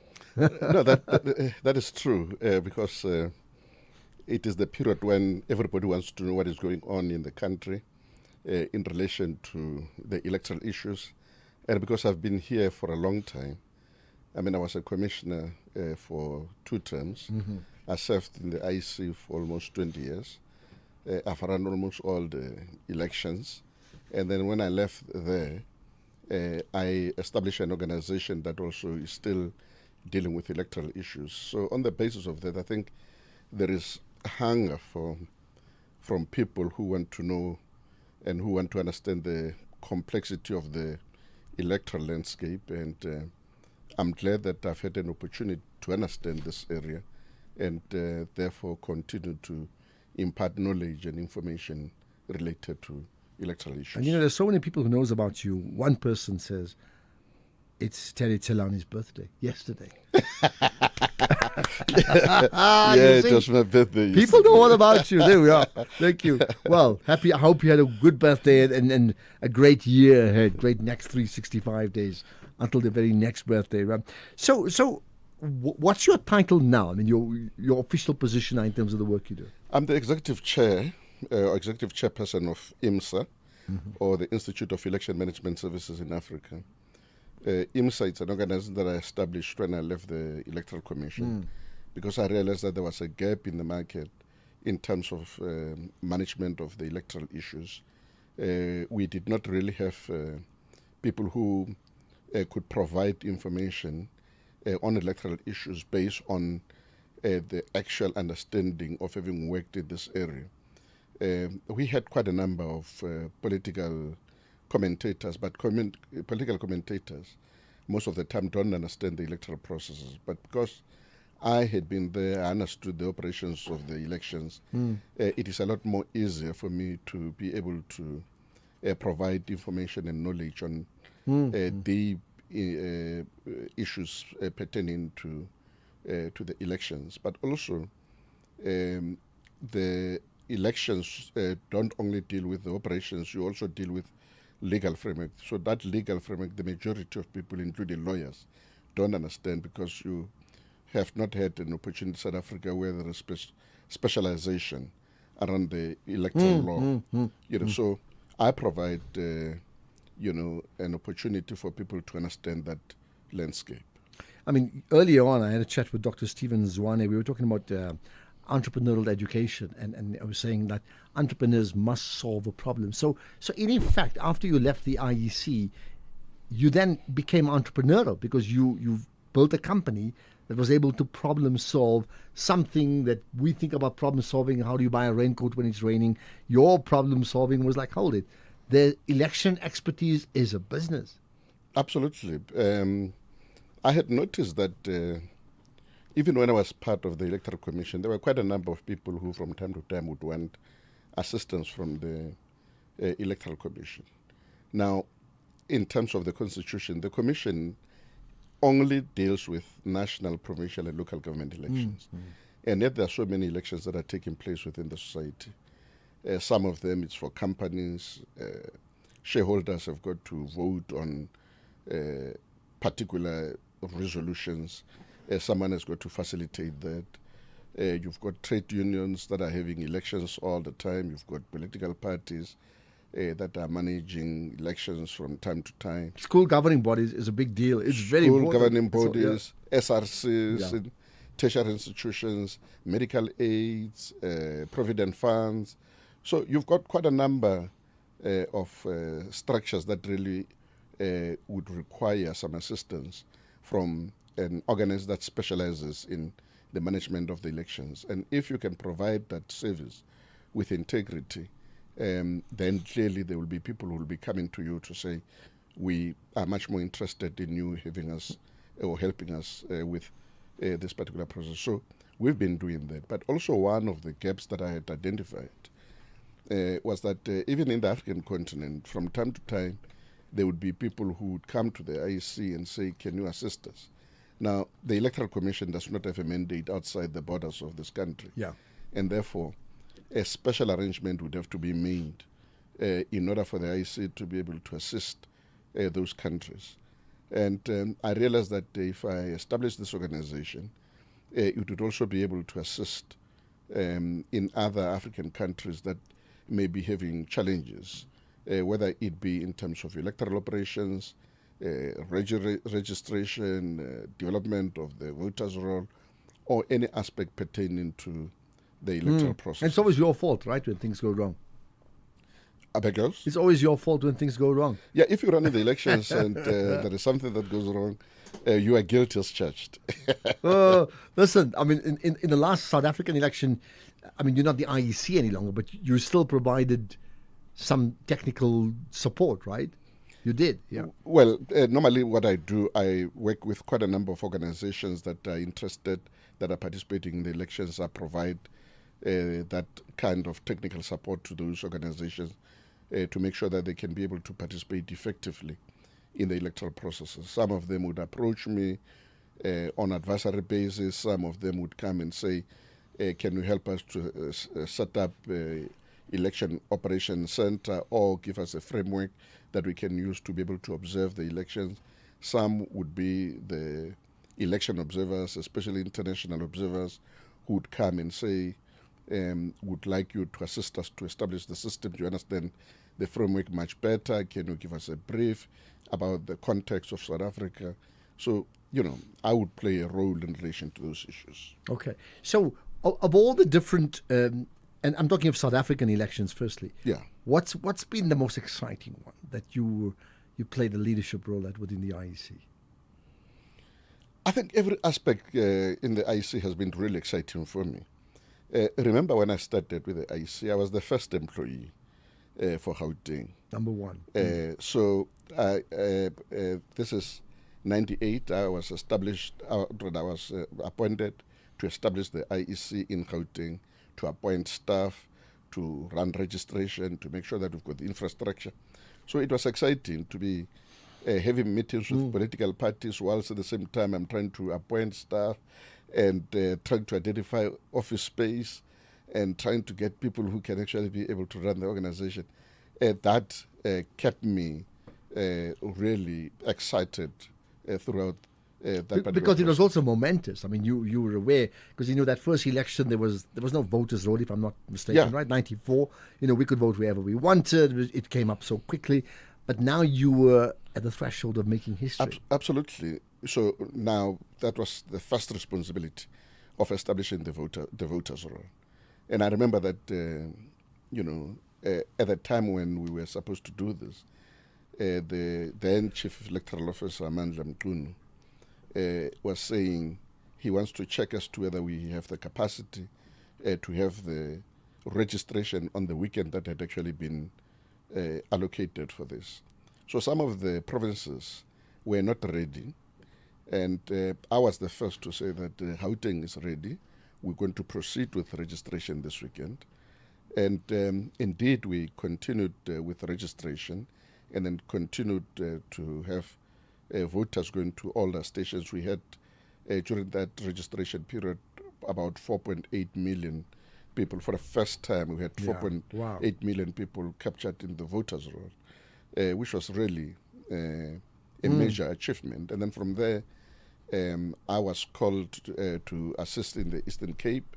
I went to the Eastern Cape. I was based more in the Transkei, former Transkei area in Mthatha to help the electoral officials that side. So I was quite excited that now that I had done my part here in Gauteng, I could go there and do that. I mean, you've now managed, South Africa from an IEC perspective. You've done election management, really speaking, across the continent. I'm talking politically. Then, of course, you mentioned businesses that you could do, even SRCs. But let's just stay with countries. What for you has been the most difficult one?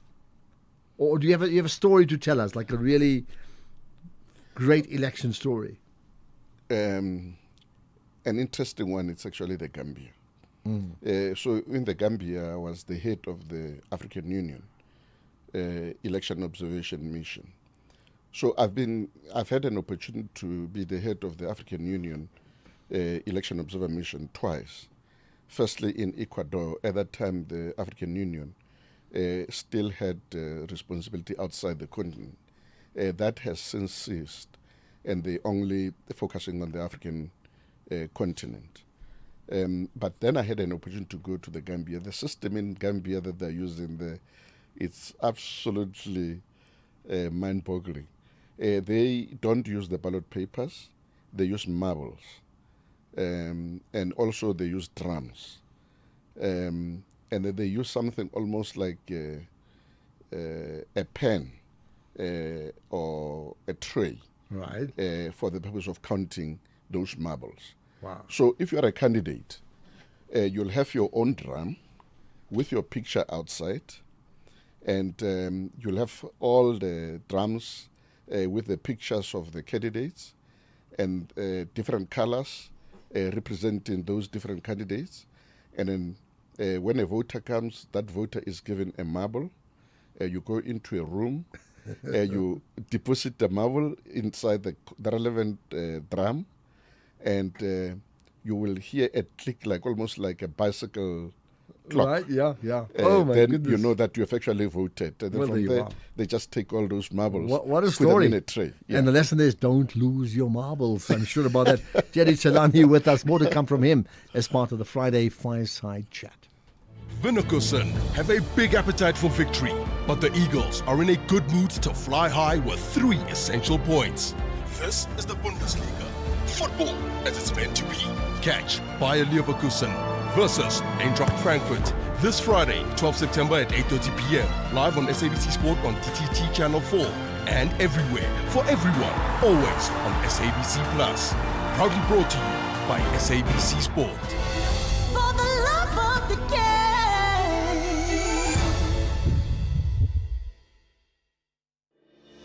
The BCCSA is calling for nominations. Do you know someone with broadcasting expertise? Nominate them to serve as a commissioner for a 4-year term starting 1 January 2026. Send a short CV and motivation to bccsa@nabsa.co.za.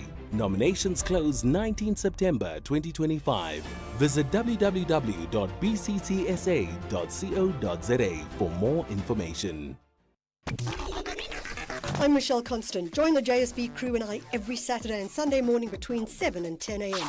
We promise to keep you informed and entertained with innovation, culture, cars, travel, life learnings, environment, and of course, your big fat juicy. Small stories, big ideas, massive inspiration. The Jet Set Breakfast on SAFM. The National Pulse, weekdays, 3 to 6 p.m. Talking to Terry Tselane, he's head of the Institute of Election Management Services, learning his tricks and trade from South Africa with the IEC, and now effectively providing management around elections anywhere in the country, anywhere in the continent, anywhere in the world, wherever it may take you, in any genre whatsoever. Okay, so that's the one story about the Gambia. I will not forget it. Give me a South African story. Oh, South African stories. It depends whether you want a serious story or you want... No, let us laugh. Let us laugh, yeah. Let me think a little bit. Let me reflect a little bit. I will... All right, you tell me. I mean, you walked in here, and I have to tell the audience, here's the person... So let me ask you this. And I said so at the intro, when people see you, do they mention something about election as their first point of conversation with you, besides family? No, absolutely. That's the first thing that people mention. Last week I was in Cape Town and decided to go to this shopping complex. I think it's called Paro, to have a cup of coffee there. And then someone who had never met comes to me and says, "Hey, I recognize you." The guy said he's from Mitchell's Play. He says, "I recognize you from the elections." And I thought the television makes you much bigger and much taller. So I've got a suit. Yeah. I always have this joke when I'm with my friends. I say I'm the tallest guy in the gym. And I was like, "Hey man, you don't know me. I'm the tallest guy."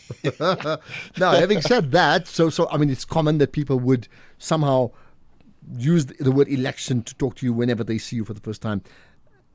You want to tell people what you told me when you saw me today? Our team has not been performing that well. Manchester United.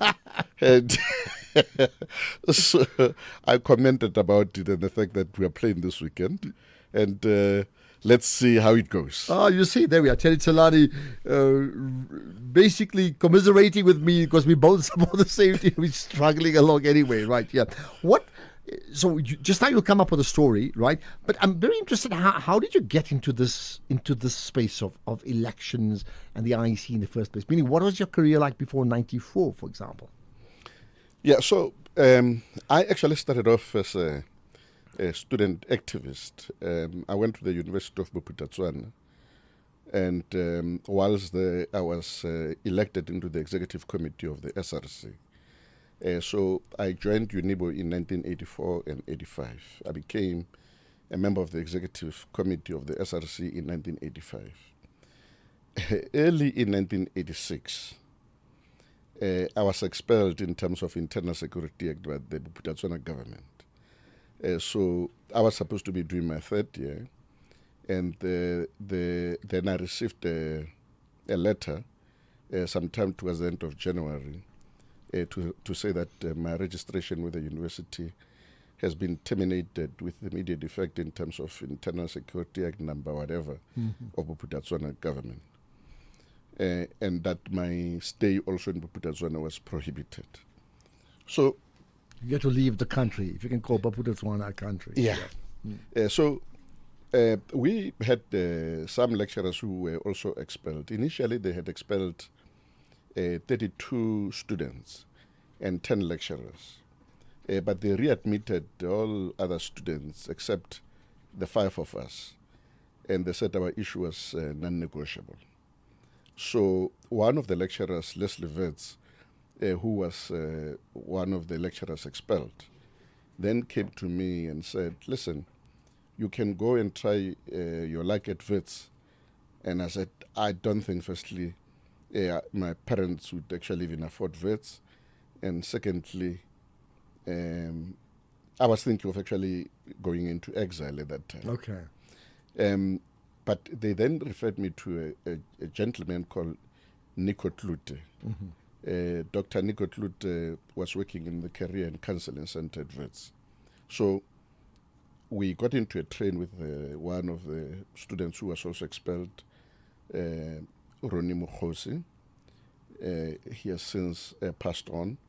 And we came to Wits. So ultimately we were admitted, but at Wits I had to start from first year again. Remember, at Geneva I was doing third year, so I started at first year.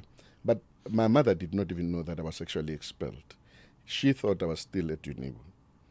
So I come from a small village called Betani, outside Brits. So it is not far from Johannesburg. So after struggling with accommodation and getting accommodated, Wits had a residence. Remember, during the time of group area sex, during apartheid, black students were not blacks in general were not supposed to be in the city. Now, University of Witwatersrand being in the city, then created mechanism through which some of the black students could be accommodated. So they created a res just outside Baragwanath Hospital. Okay. It was called Glenn Thomas House, GTH. So I was eventually accommodated at Glenn Thomas. It was a black res. So we're using buses to move. It's still quite a distance. I mean, you've got to still travel, yeah. Absolutely.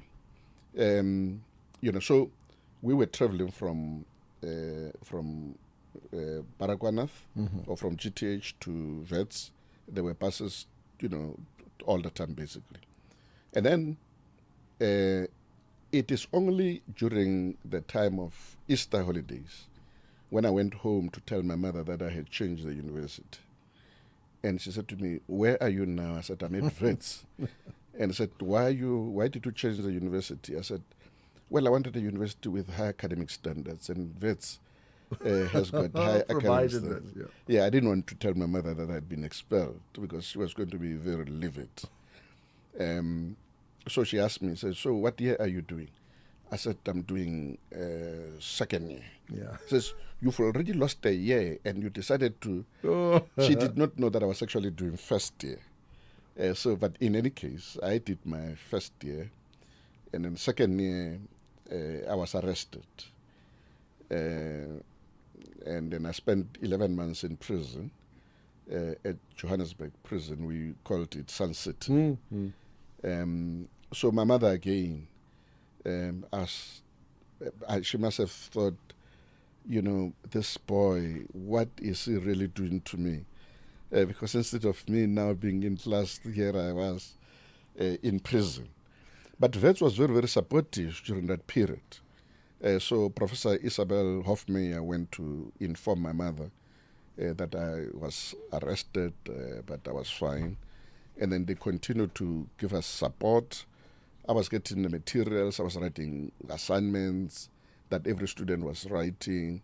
Every Friday, Professor Shea would bring the materials for all the students who were there. Wow, I think that's so interesting. Yeah. Yeah. Wow. All right, pause on that. We'll talk about the next jump in terms of your career, which happened later on in a moment. There's still to come. We have lots to come, sports and the markets. But before that, the news headlines with Greg. Quick look at the headlines. The Communications Department has appointed the BMIT Knowledge Group to develop a funding model for the SABC. The Northwest Premier has urged the President to intervene in challenges facing the province's economy. And US officials had confirmed the arrest of a suspect in the shooting of US conservative activist Charlie Kirk. There's a full update at 6 o'clock. SAFM, guiding you through the rush hour traffic. Good afternoon. Starting off in Gauteng, the M1 southbound queuing towards Carr Street. The N1 northbound in Centurion has a crash before Buerta Avenue, and the R59 southbound in Alberton has a crash before Michelle Avenue. In KZN, the N2 northbound has a crash before Prospection Road exit. The N2 southbound has a stationary vehicle after Umgeni Road, and the N2 northbound a stationary vehicle before the M41 Gateway exit. In Cape Town, the R300 southbound slow moving towards the N2 highway. The N2 outbound is slow moving towards Bunga Avenue, and the R44 southbound in Stellenbosch queuing towards Allendale Road. With your traffic update, I'm Irma G. This is SAFM Sports with Tuming Khapele. Right, Tumi, we spoke about the Springbok rugby team and the women's team, and the captain of the one team is giving advice to the other team, or to us, in fact, yeah? Absolutely. Siya Kolisi now is urging South Africans to support the Springbok women in the Rugby World Cup quarter-final clash against New Zealand tomorrow at 2 p.m. The Bok women started the tournament as the 12th ranked team in the world, and despite cracking the top 10 after their win over Italy, they still remain as underdogs against defending World Cup champions, the Black Ferns, who are one of the top 3 women's teams in the world. Yeah, I just wish the girls, our ladies are playing obviously the Black Ferns. It's a big game for our girls. You know, they've done so well, reaching the quarterfinal for the first time, and they're playing against a strong team, a team who's been dominating for a couple of years. I mean, they won the last World Cup here back at home, and they've got some new stars coming up with Braxton doing a thing. The 18-year-old is doing an amazing thing. I'm excited for the back 3 fight with obviously Portia Woodman is so experienced, and I think Renee Holmes is at 15, and then we have Ayanda who know Ayanda Malinga, who's doing a thing. Then we go Somboya as well at wing, at the other wing, and then Dolph, who's our young fullback who also wears a strong cap like the rest of our boys. So it's exciting, and obviously Capo Olsen has been injured, but I've seen the power that she has. And then with Ase Zahele, who's amazing, who's been one of the top players in the tournament as well. I think it's a big lineup for the girls. And Nadine, who's been amazing, and obviously she's playing against Joseph. So it's going to be a great game and a great challenge for our ladies who've worked really hard, who've been supported this year. And I really hope that people of South Africa get behind them. And well done to all the women's teams. They've sold out so many stadiums. The support has been amazing. So all the best to all of them. I mean, you can clearly hear that this is someone that actually watches the women's games. He knows the team, the players, so he's not just saying we should support them, he actually does it himself. But Kolisi has also backed his young backline and the Bok team to deliver a performance against the All Blacks in Wellington on tomorrow that will get their rugby championship campaign back on track, while coach Rassie Rasmus surprised with a new young backline for the Wellington game. The pressure is on the Boks to stop a third loss in this year's rugby championship. Now, Kolisi said that the preparations for the match have been good, but that the Boks can't radically change their build-up to the match. And he added that the Boks prepared well in the areas that were poor last week in the loss at Eden Park. And that game is around 9:05 in the morning. In football, Stellenbosch coach Steve Barker has slammed down reports suggesting that Orlando Pirates' heavy national team involvement ahead of the MTN 8 final will give his side a big advantage. Well, the Buccaneers are set to go into tomorrow's clash with limited preparation time, as 8 of the players were away on international duty. In contrast, Stellies only have Thabo Moloi-Sane with the national team, meaning that Barker has had almost his entire squad available for 2 weeks of uninterrupted training. And the coach admitted that this could hand his team a slight edge, but he was quick to underline that Pirates' quality remains the biggest factor heading into that final. In cricket, the Proteas are brimming with confidence heading into the second T20 against England today at Old Trafford, and that match gets underway at 7:30. South Africa beat the host by 14 runs in a rain-affected first T20 and will be looking to seal the 3-match series with a win. Now, England are under pressure after a disappointing run in the ODI series and will be hoping to bounce back to level the series and regain some momentum. Then finally, Botswana has paid a historic tribute to its athletic sensation, Tebogo Letsile, by unveiling a new 50 Pula banknote featuring the image of the 200-meter gold medalist. According to the president, he says that the gesture is both a celebration of Tebogo's global sporting achievements and a commemoration of Botswana's golden jubilee. Now, Tebogo etched his name into history at the Paris 2024 Olympics, becoming the first African athlete to win gold in the men's 200 meters. I mean, I go to Botswana a lot because I've got family there, so I'm looking forward to seeing that note, that Well, there we are. 50 Pula note. But before I go, obviously I need to do my predictions, and Naturally. I'm going to start with the Springbok men and women, definitely going with South Africa.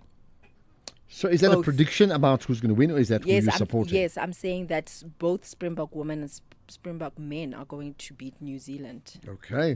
And then Manchester City derby. I might be stuck with the Terry draw. Telani is listening to you, wants to see what you have to say about that game. You know what? My heart is hoping for a draw, but truth be told, I think Man City is going to win. Oh, goodness. And Anyway, if Man City loses, they would have lost 3 out of 4. Just work out that. I know. And then the Proteas versus England tonight. I think the Proteas are going to win. And Pirates versus Stellies, guys. Pirates is going to win this one. Let's see. Come Monday, who is on top of the world. I noted last week, Monday, you didn't pitch up. Just saying. Yeah. Thank you. Well, with that said, ke nna Tumeng Kgapele, Modimo ke o. The wait is over. The 2025 and 2026 English Premier League season is here, and the battle for glory is hotter than ever. Can Mohamed Salah light up Anfield once again? Will Erling Haaland keep smashing records for Manchester City? And can Bruno Fernandes drive Manchester United back to greatness? Every goal, every clash, every heart-stopping moment live. Catch the Premier League Saturdays at 3 p.m. only on S3. S3, open up.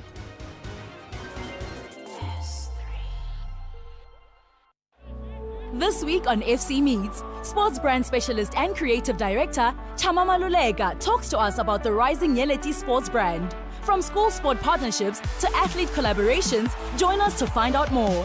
Tune into SABC Sport on DTT Channel 4 and SABC Plus on Saturday 13 September at 6 p.m. FC Meets, football made for community by community. Retain tight game. Proudly brought to you by SABC Sport. For the love of the game.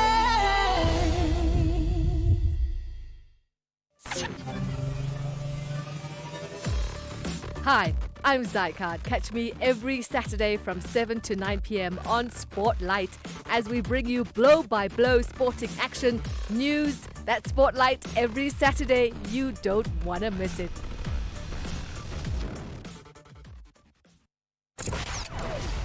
Economic news on SAFM. Facts and figures you can count on.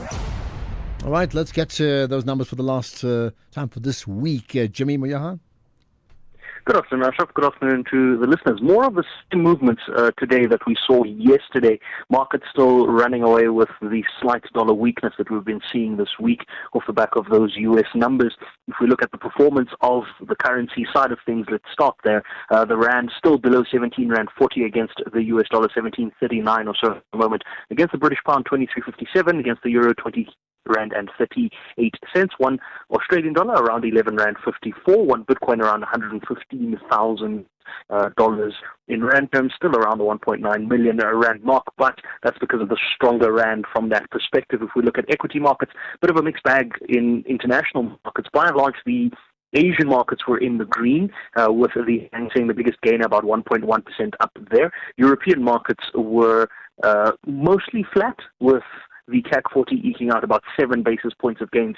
Not much to hop on about there. If we look at our local markets, the All Share up 0.5%, the top 40 up 0.5%, and the resources up about 0.7%, financials 0.8%, industrials up 0.17%. They clearly didn't want to be left behind on the day of movement. So a big positive close to the week for our local equity markets. And if we look at commodities, partly the reason why resources are performing exceptionally well. Platinum pricing back above $1,400 a fine ounce at $1,412. Palladium $1,257 a fine ounce at the moment, and the gold price $3,646 a fine ounce.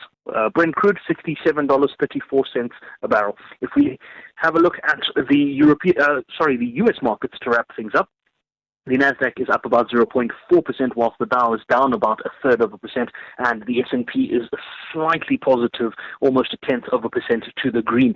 We have, of course, those big interest rate decisions to look forward to next week from the US as well as from South Africa. In South Africa's case, it will be the last interest rate decision before we get our midterm budget policy statement updates that will take place in early November. Thereafter, we'll probably get that other final rate decision for the year in that same month there.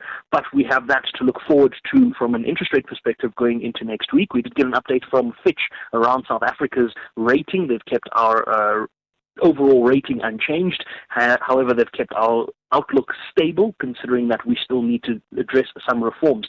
But that means that we are not out of the woods yet from a ratings perspective. It means that we still do need to have a lot of things sorted out from a country perspective and from an economic perspective. But going into the weekend, we'll take the win. That is a stronger rand and a stronger equity market. And going into next week, we'll hope for a rate cut. Back to you, Ashraf. Oh, perfect. You have a great weekend. We will connect surely on Monday, Jimmy Moya. Ashraf Garda on the National Pulse. Fireside chat with the one and only Terry Tselane, right? So you spoke about Wits University. We don't have a lot of time to delve into it, but what then? So whatever you studied that first angered your mother because you had to go and do the first year and what have you. Ultimately, then, what set you on the path of doing what you finally did? Yeah, so I was trying to link because that history that I was talking about is intertwined with what I'm currently doing with elections, democracy, commitment to fighting for freedom and making sure that those who do not have an opportunity to participate in determination of their own leaders find a way of expressing themselves. And then I found a logical relationship between what I was doing as an activist and what I'm doing now as basically an advocate of democracy and elections. So I graduated in industrial sociology, did my master's, which I never completed, but all that, I think, prepared me properly to be able to deal with the issues that I'm currently confronted with. Okay. And when you then reflect on your career, I mean, what would be your absolute career high? Everything has been a career high.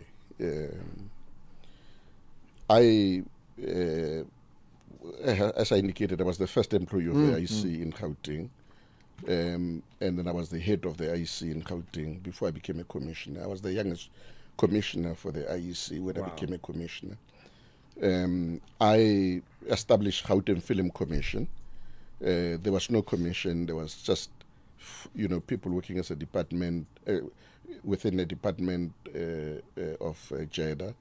I was given a responsibility of establishing Gauteng Film Commission. I established Gauteng Film Commission. I promoted Gauteng as a destination for filming. I was brought in also as the CEO of Gauteng Tourism Authority. At the time, there was a lot of instability within the institution. I left that organization as a very stable organization, well-known, not only in South Africa, but internationally, because we're marketing South Africa again as a destination. So when I was a student, I was the president of the Black Student Society at Wits. it was a big position. You've had what have you missed out on? Party politics, President of South Africa, you've missed that. I think basically being, I've missed out on being a young person. I missed out on my youth because all my youth I was involved in the struggle. Yeah. But in terms of careers, is there something? There's nothing really that I can say that got away. Nah, I think I've achieved everything that I wanted to achieve. I still continue to do so. Yeah, remarkable. Yeah. What's your greatest strength? I mean, when you reflect on your personality, what would that be? I think it's leadership. It's being a people's person, being able to inspire the teams, train people. I'm very patient with people.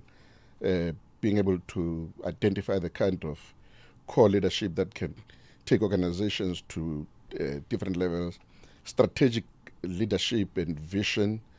I'm able to sit in an organization, develop a strategic direction for the organization, obviously working with the team, but making sure that there is a buy-in in the vision and then identifying individuals who run the organization. I mean, I'm doing a minimal work now in IMSA because, I've got a team of youngsters who had never really managed elections in their entire lives. They never worked for the IEC. I trained them. You know that my son Kulego is legal director for IMSA. Also, he knew nothing about the elections before he came in there. And now they are running the organization. I only give guidance here and there. So that's my strength. Well, that guidance you only give is really important. What's the one word you would use, therefore, to describe yourself? I'm a strategic leader. Strategic leader, got that. There's some comments from people. I want to pick out these voice notes. Here's one, right?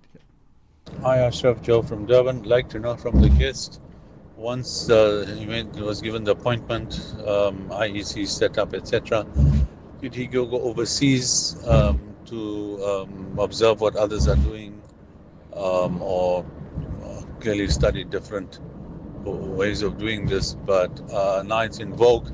Every second mayor in a municipality wants to run to Europe on what turns out to be a shopping expedition to go learn how to run a train, buy a train, etc.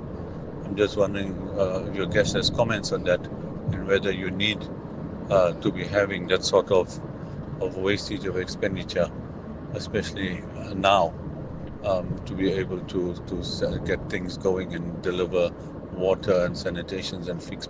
Okay, got that. In fact, I'll play another one, then we can comment on that after that. Good afternoon or good evening, Ashraf. I just want to find out from Terry as to what went through his mind when, at the time when they were presenting election results, then a couple of young people staged an unexpected protest inside the venue, with the president being present in the venue. What went through his mind at that time? My name is Holly Kubeka. I'm phoning from Ganja. Okay, got that. Quick responses to those? Let me deal with the last one first. It took time for me to realize that, in fact, there was a protest. Now, amongst all those people there who were commissioners, I was the most experienced because I had been a commissioner it was my second term as a commissioner. And then therefore, immediately when this happened, I realized that it was important for me to provide leadership.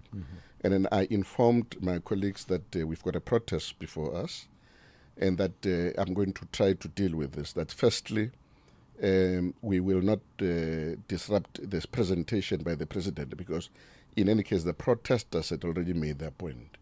And therefore, to try to disrupt the president during the time when he's speaking, I felt that it was going to be untoward. So I called the spokesperson of the organization and I told her what I wanted to do in relation to the resolution of that particular issue. And then therefore we allowed the president to speak, and then immediately after that, if you recall, I then took over the stage after the president had spoken. Well, I was still supposed to be the last person to speak, but I had also to deal with that crisis and then try to talk to and you took the leadership, Yeah. as you mentioned. More to come. We'll get another response on another tweet as well right after this. If you think you cannot afford a lawyer, think again. Clientele Legal has made professional legal services affordable for you. Whether it's a civil, criminal, or labor-related matter, we have a nationwide panel of attorneys standing by to assist you. SMS SAFM to 32195. That's SAFM to 32195 and we'll call you back. Clientele General is a licensed non-life insurer and an authorized FSP. Standard rates and terms and conditions apply. I'm Andile Ncube umzilankati isiqongo sinoJoji intombi eyazi ngizala ke suka le emzimkhulu egugweni ila ke inkaba yasala khona. Your son got a star on his forehead, brightens your every mood when you get as old as I am. What do I like about Mzansi or love? It's home. Beyond football, I enjoy cricket, or Andile ngesixhosa go Ace Mabheka, My favorite nickname of all time, like Captain Yama 2000. In everything we do, just like the African continent is the beginnings of life, right? Just like women are the beginnings of life. The SABC and SABC Sport is exactly that. Catch Andile, Captain Yama 2000 Ncube on match days, live on Latuma. Proudly brought to you by SABC Sport. For the love of the game.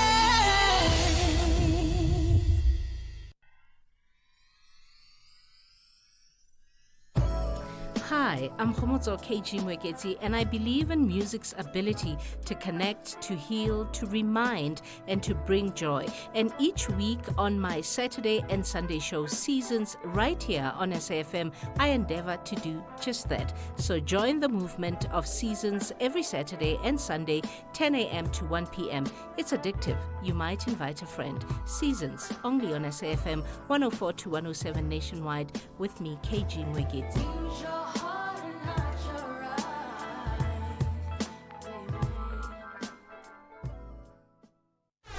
SAFM Music. Good times, good memories.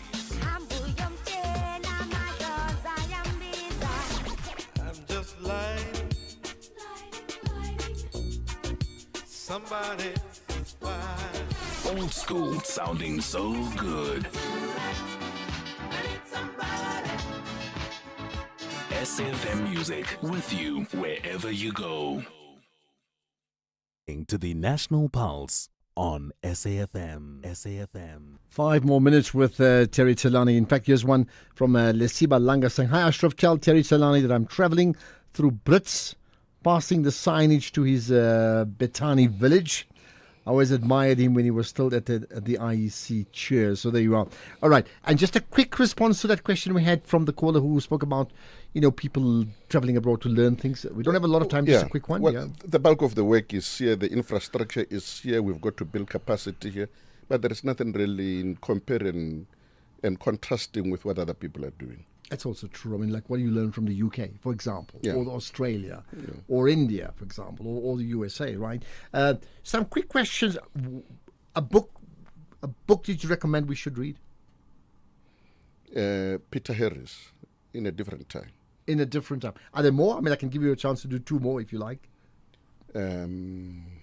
Sure. There are so many books.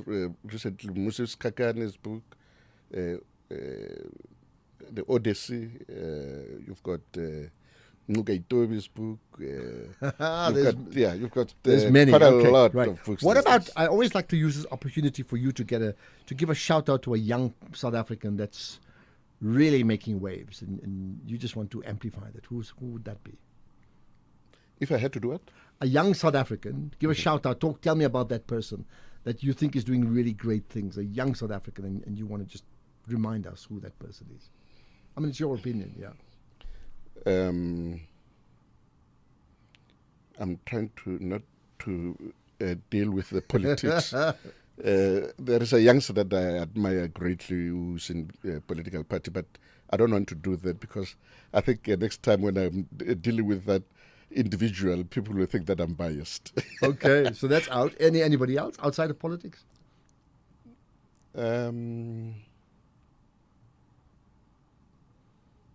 Difficult. Look, I don't know whether Nkaitobi falls under young people, but he's doing absolutely excellent work, both locally, as we have seen, as well as internationally. Absolutely. And he's one of the greatest ambassadors this country has ever produced. I think you're spot on there. Absolutely. And really, Google him and get the legal mind that he's just a powerful mind. What about, who would you like to take out to lunch? I mean, there's many people who like to take you out to lunch, but who would you like to take out to lunch?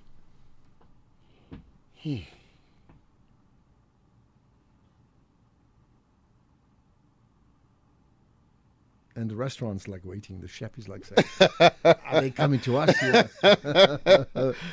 All right, think about that one if you can. Yeah. Okay, if you had a chance to ask one question to the president, what would you ask him? Anything I say, I think, will be used against me. Understandably, okay. You would be the compromised political space. Like, oh no, stay away. What about?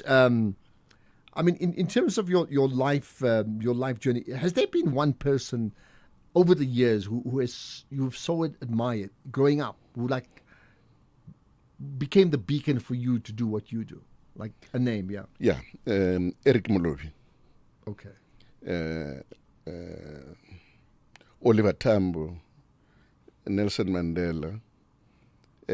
Those three, in my opinion, are people really that have done so much, and I really wanted to be just a bit, not to be at their level, but just to be half the people they were. Well, there you are. What about a legacy you would like to leave? What would that be? Education. I've got a family slogan. That family slogan, which I instilled on my children, it says, dine with the kings, but be found amongst the poor. And then that's the value I want to live and the legacy I want to live. In other words, I'm trying to say to my children that they must be able to interact with any person. They must never fear any person, irrespective of their position in society, and hence the notion of the kings. And then being identified with the needs of the poor, it means they must never really forget, they must not get excited when they find themselves in a particular position of privilege. They must always understand that there are many people out there who require the assistance, who require... Okay, very important insight. Yeah. Here's the last thing, therefore, how would you like to be remembered? And how would you like South Africa to remember you? As someone who made a contribution towards building this country, fought in the liberation for this country, and tried after liberation to build the institutions that will be able to benefit our children and children's children. There's a national dialogue on the go, but what do you think should be our national purpose? We've got to do the basics. We just have to make sure all the things that we require are there in the Freedom Charter, they're there in the Constitution. We just have to implement them. I don't think there is anything new other than the vision that we've got within the Freedom Charter and the Constitution that the national dialogue can achieve.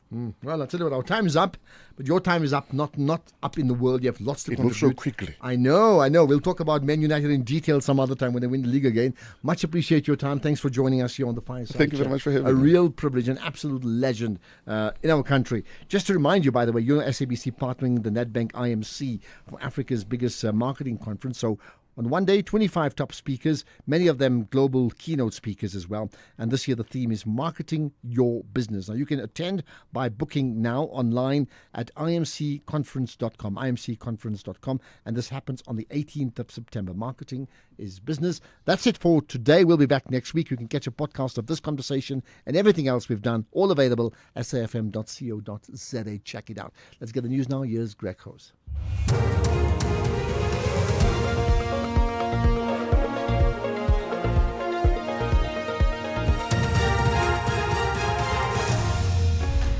Thank you. you so much, Ashraf. In this news update, company appointed for SABC funding model and suspect confirmed in Charlie Kirk assassination.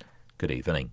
The Department of Communications and Digital Technologies has appointed the BMIT Knowledge Group to develop a funding model for the SABC. It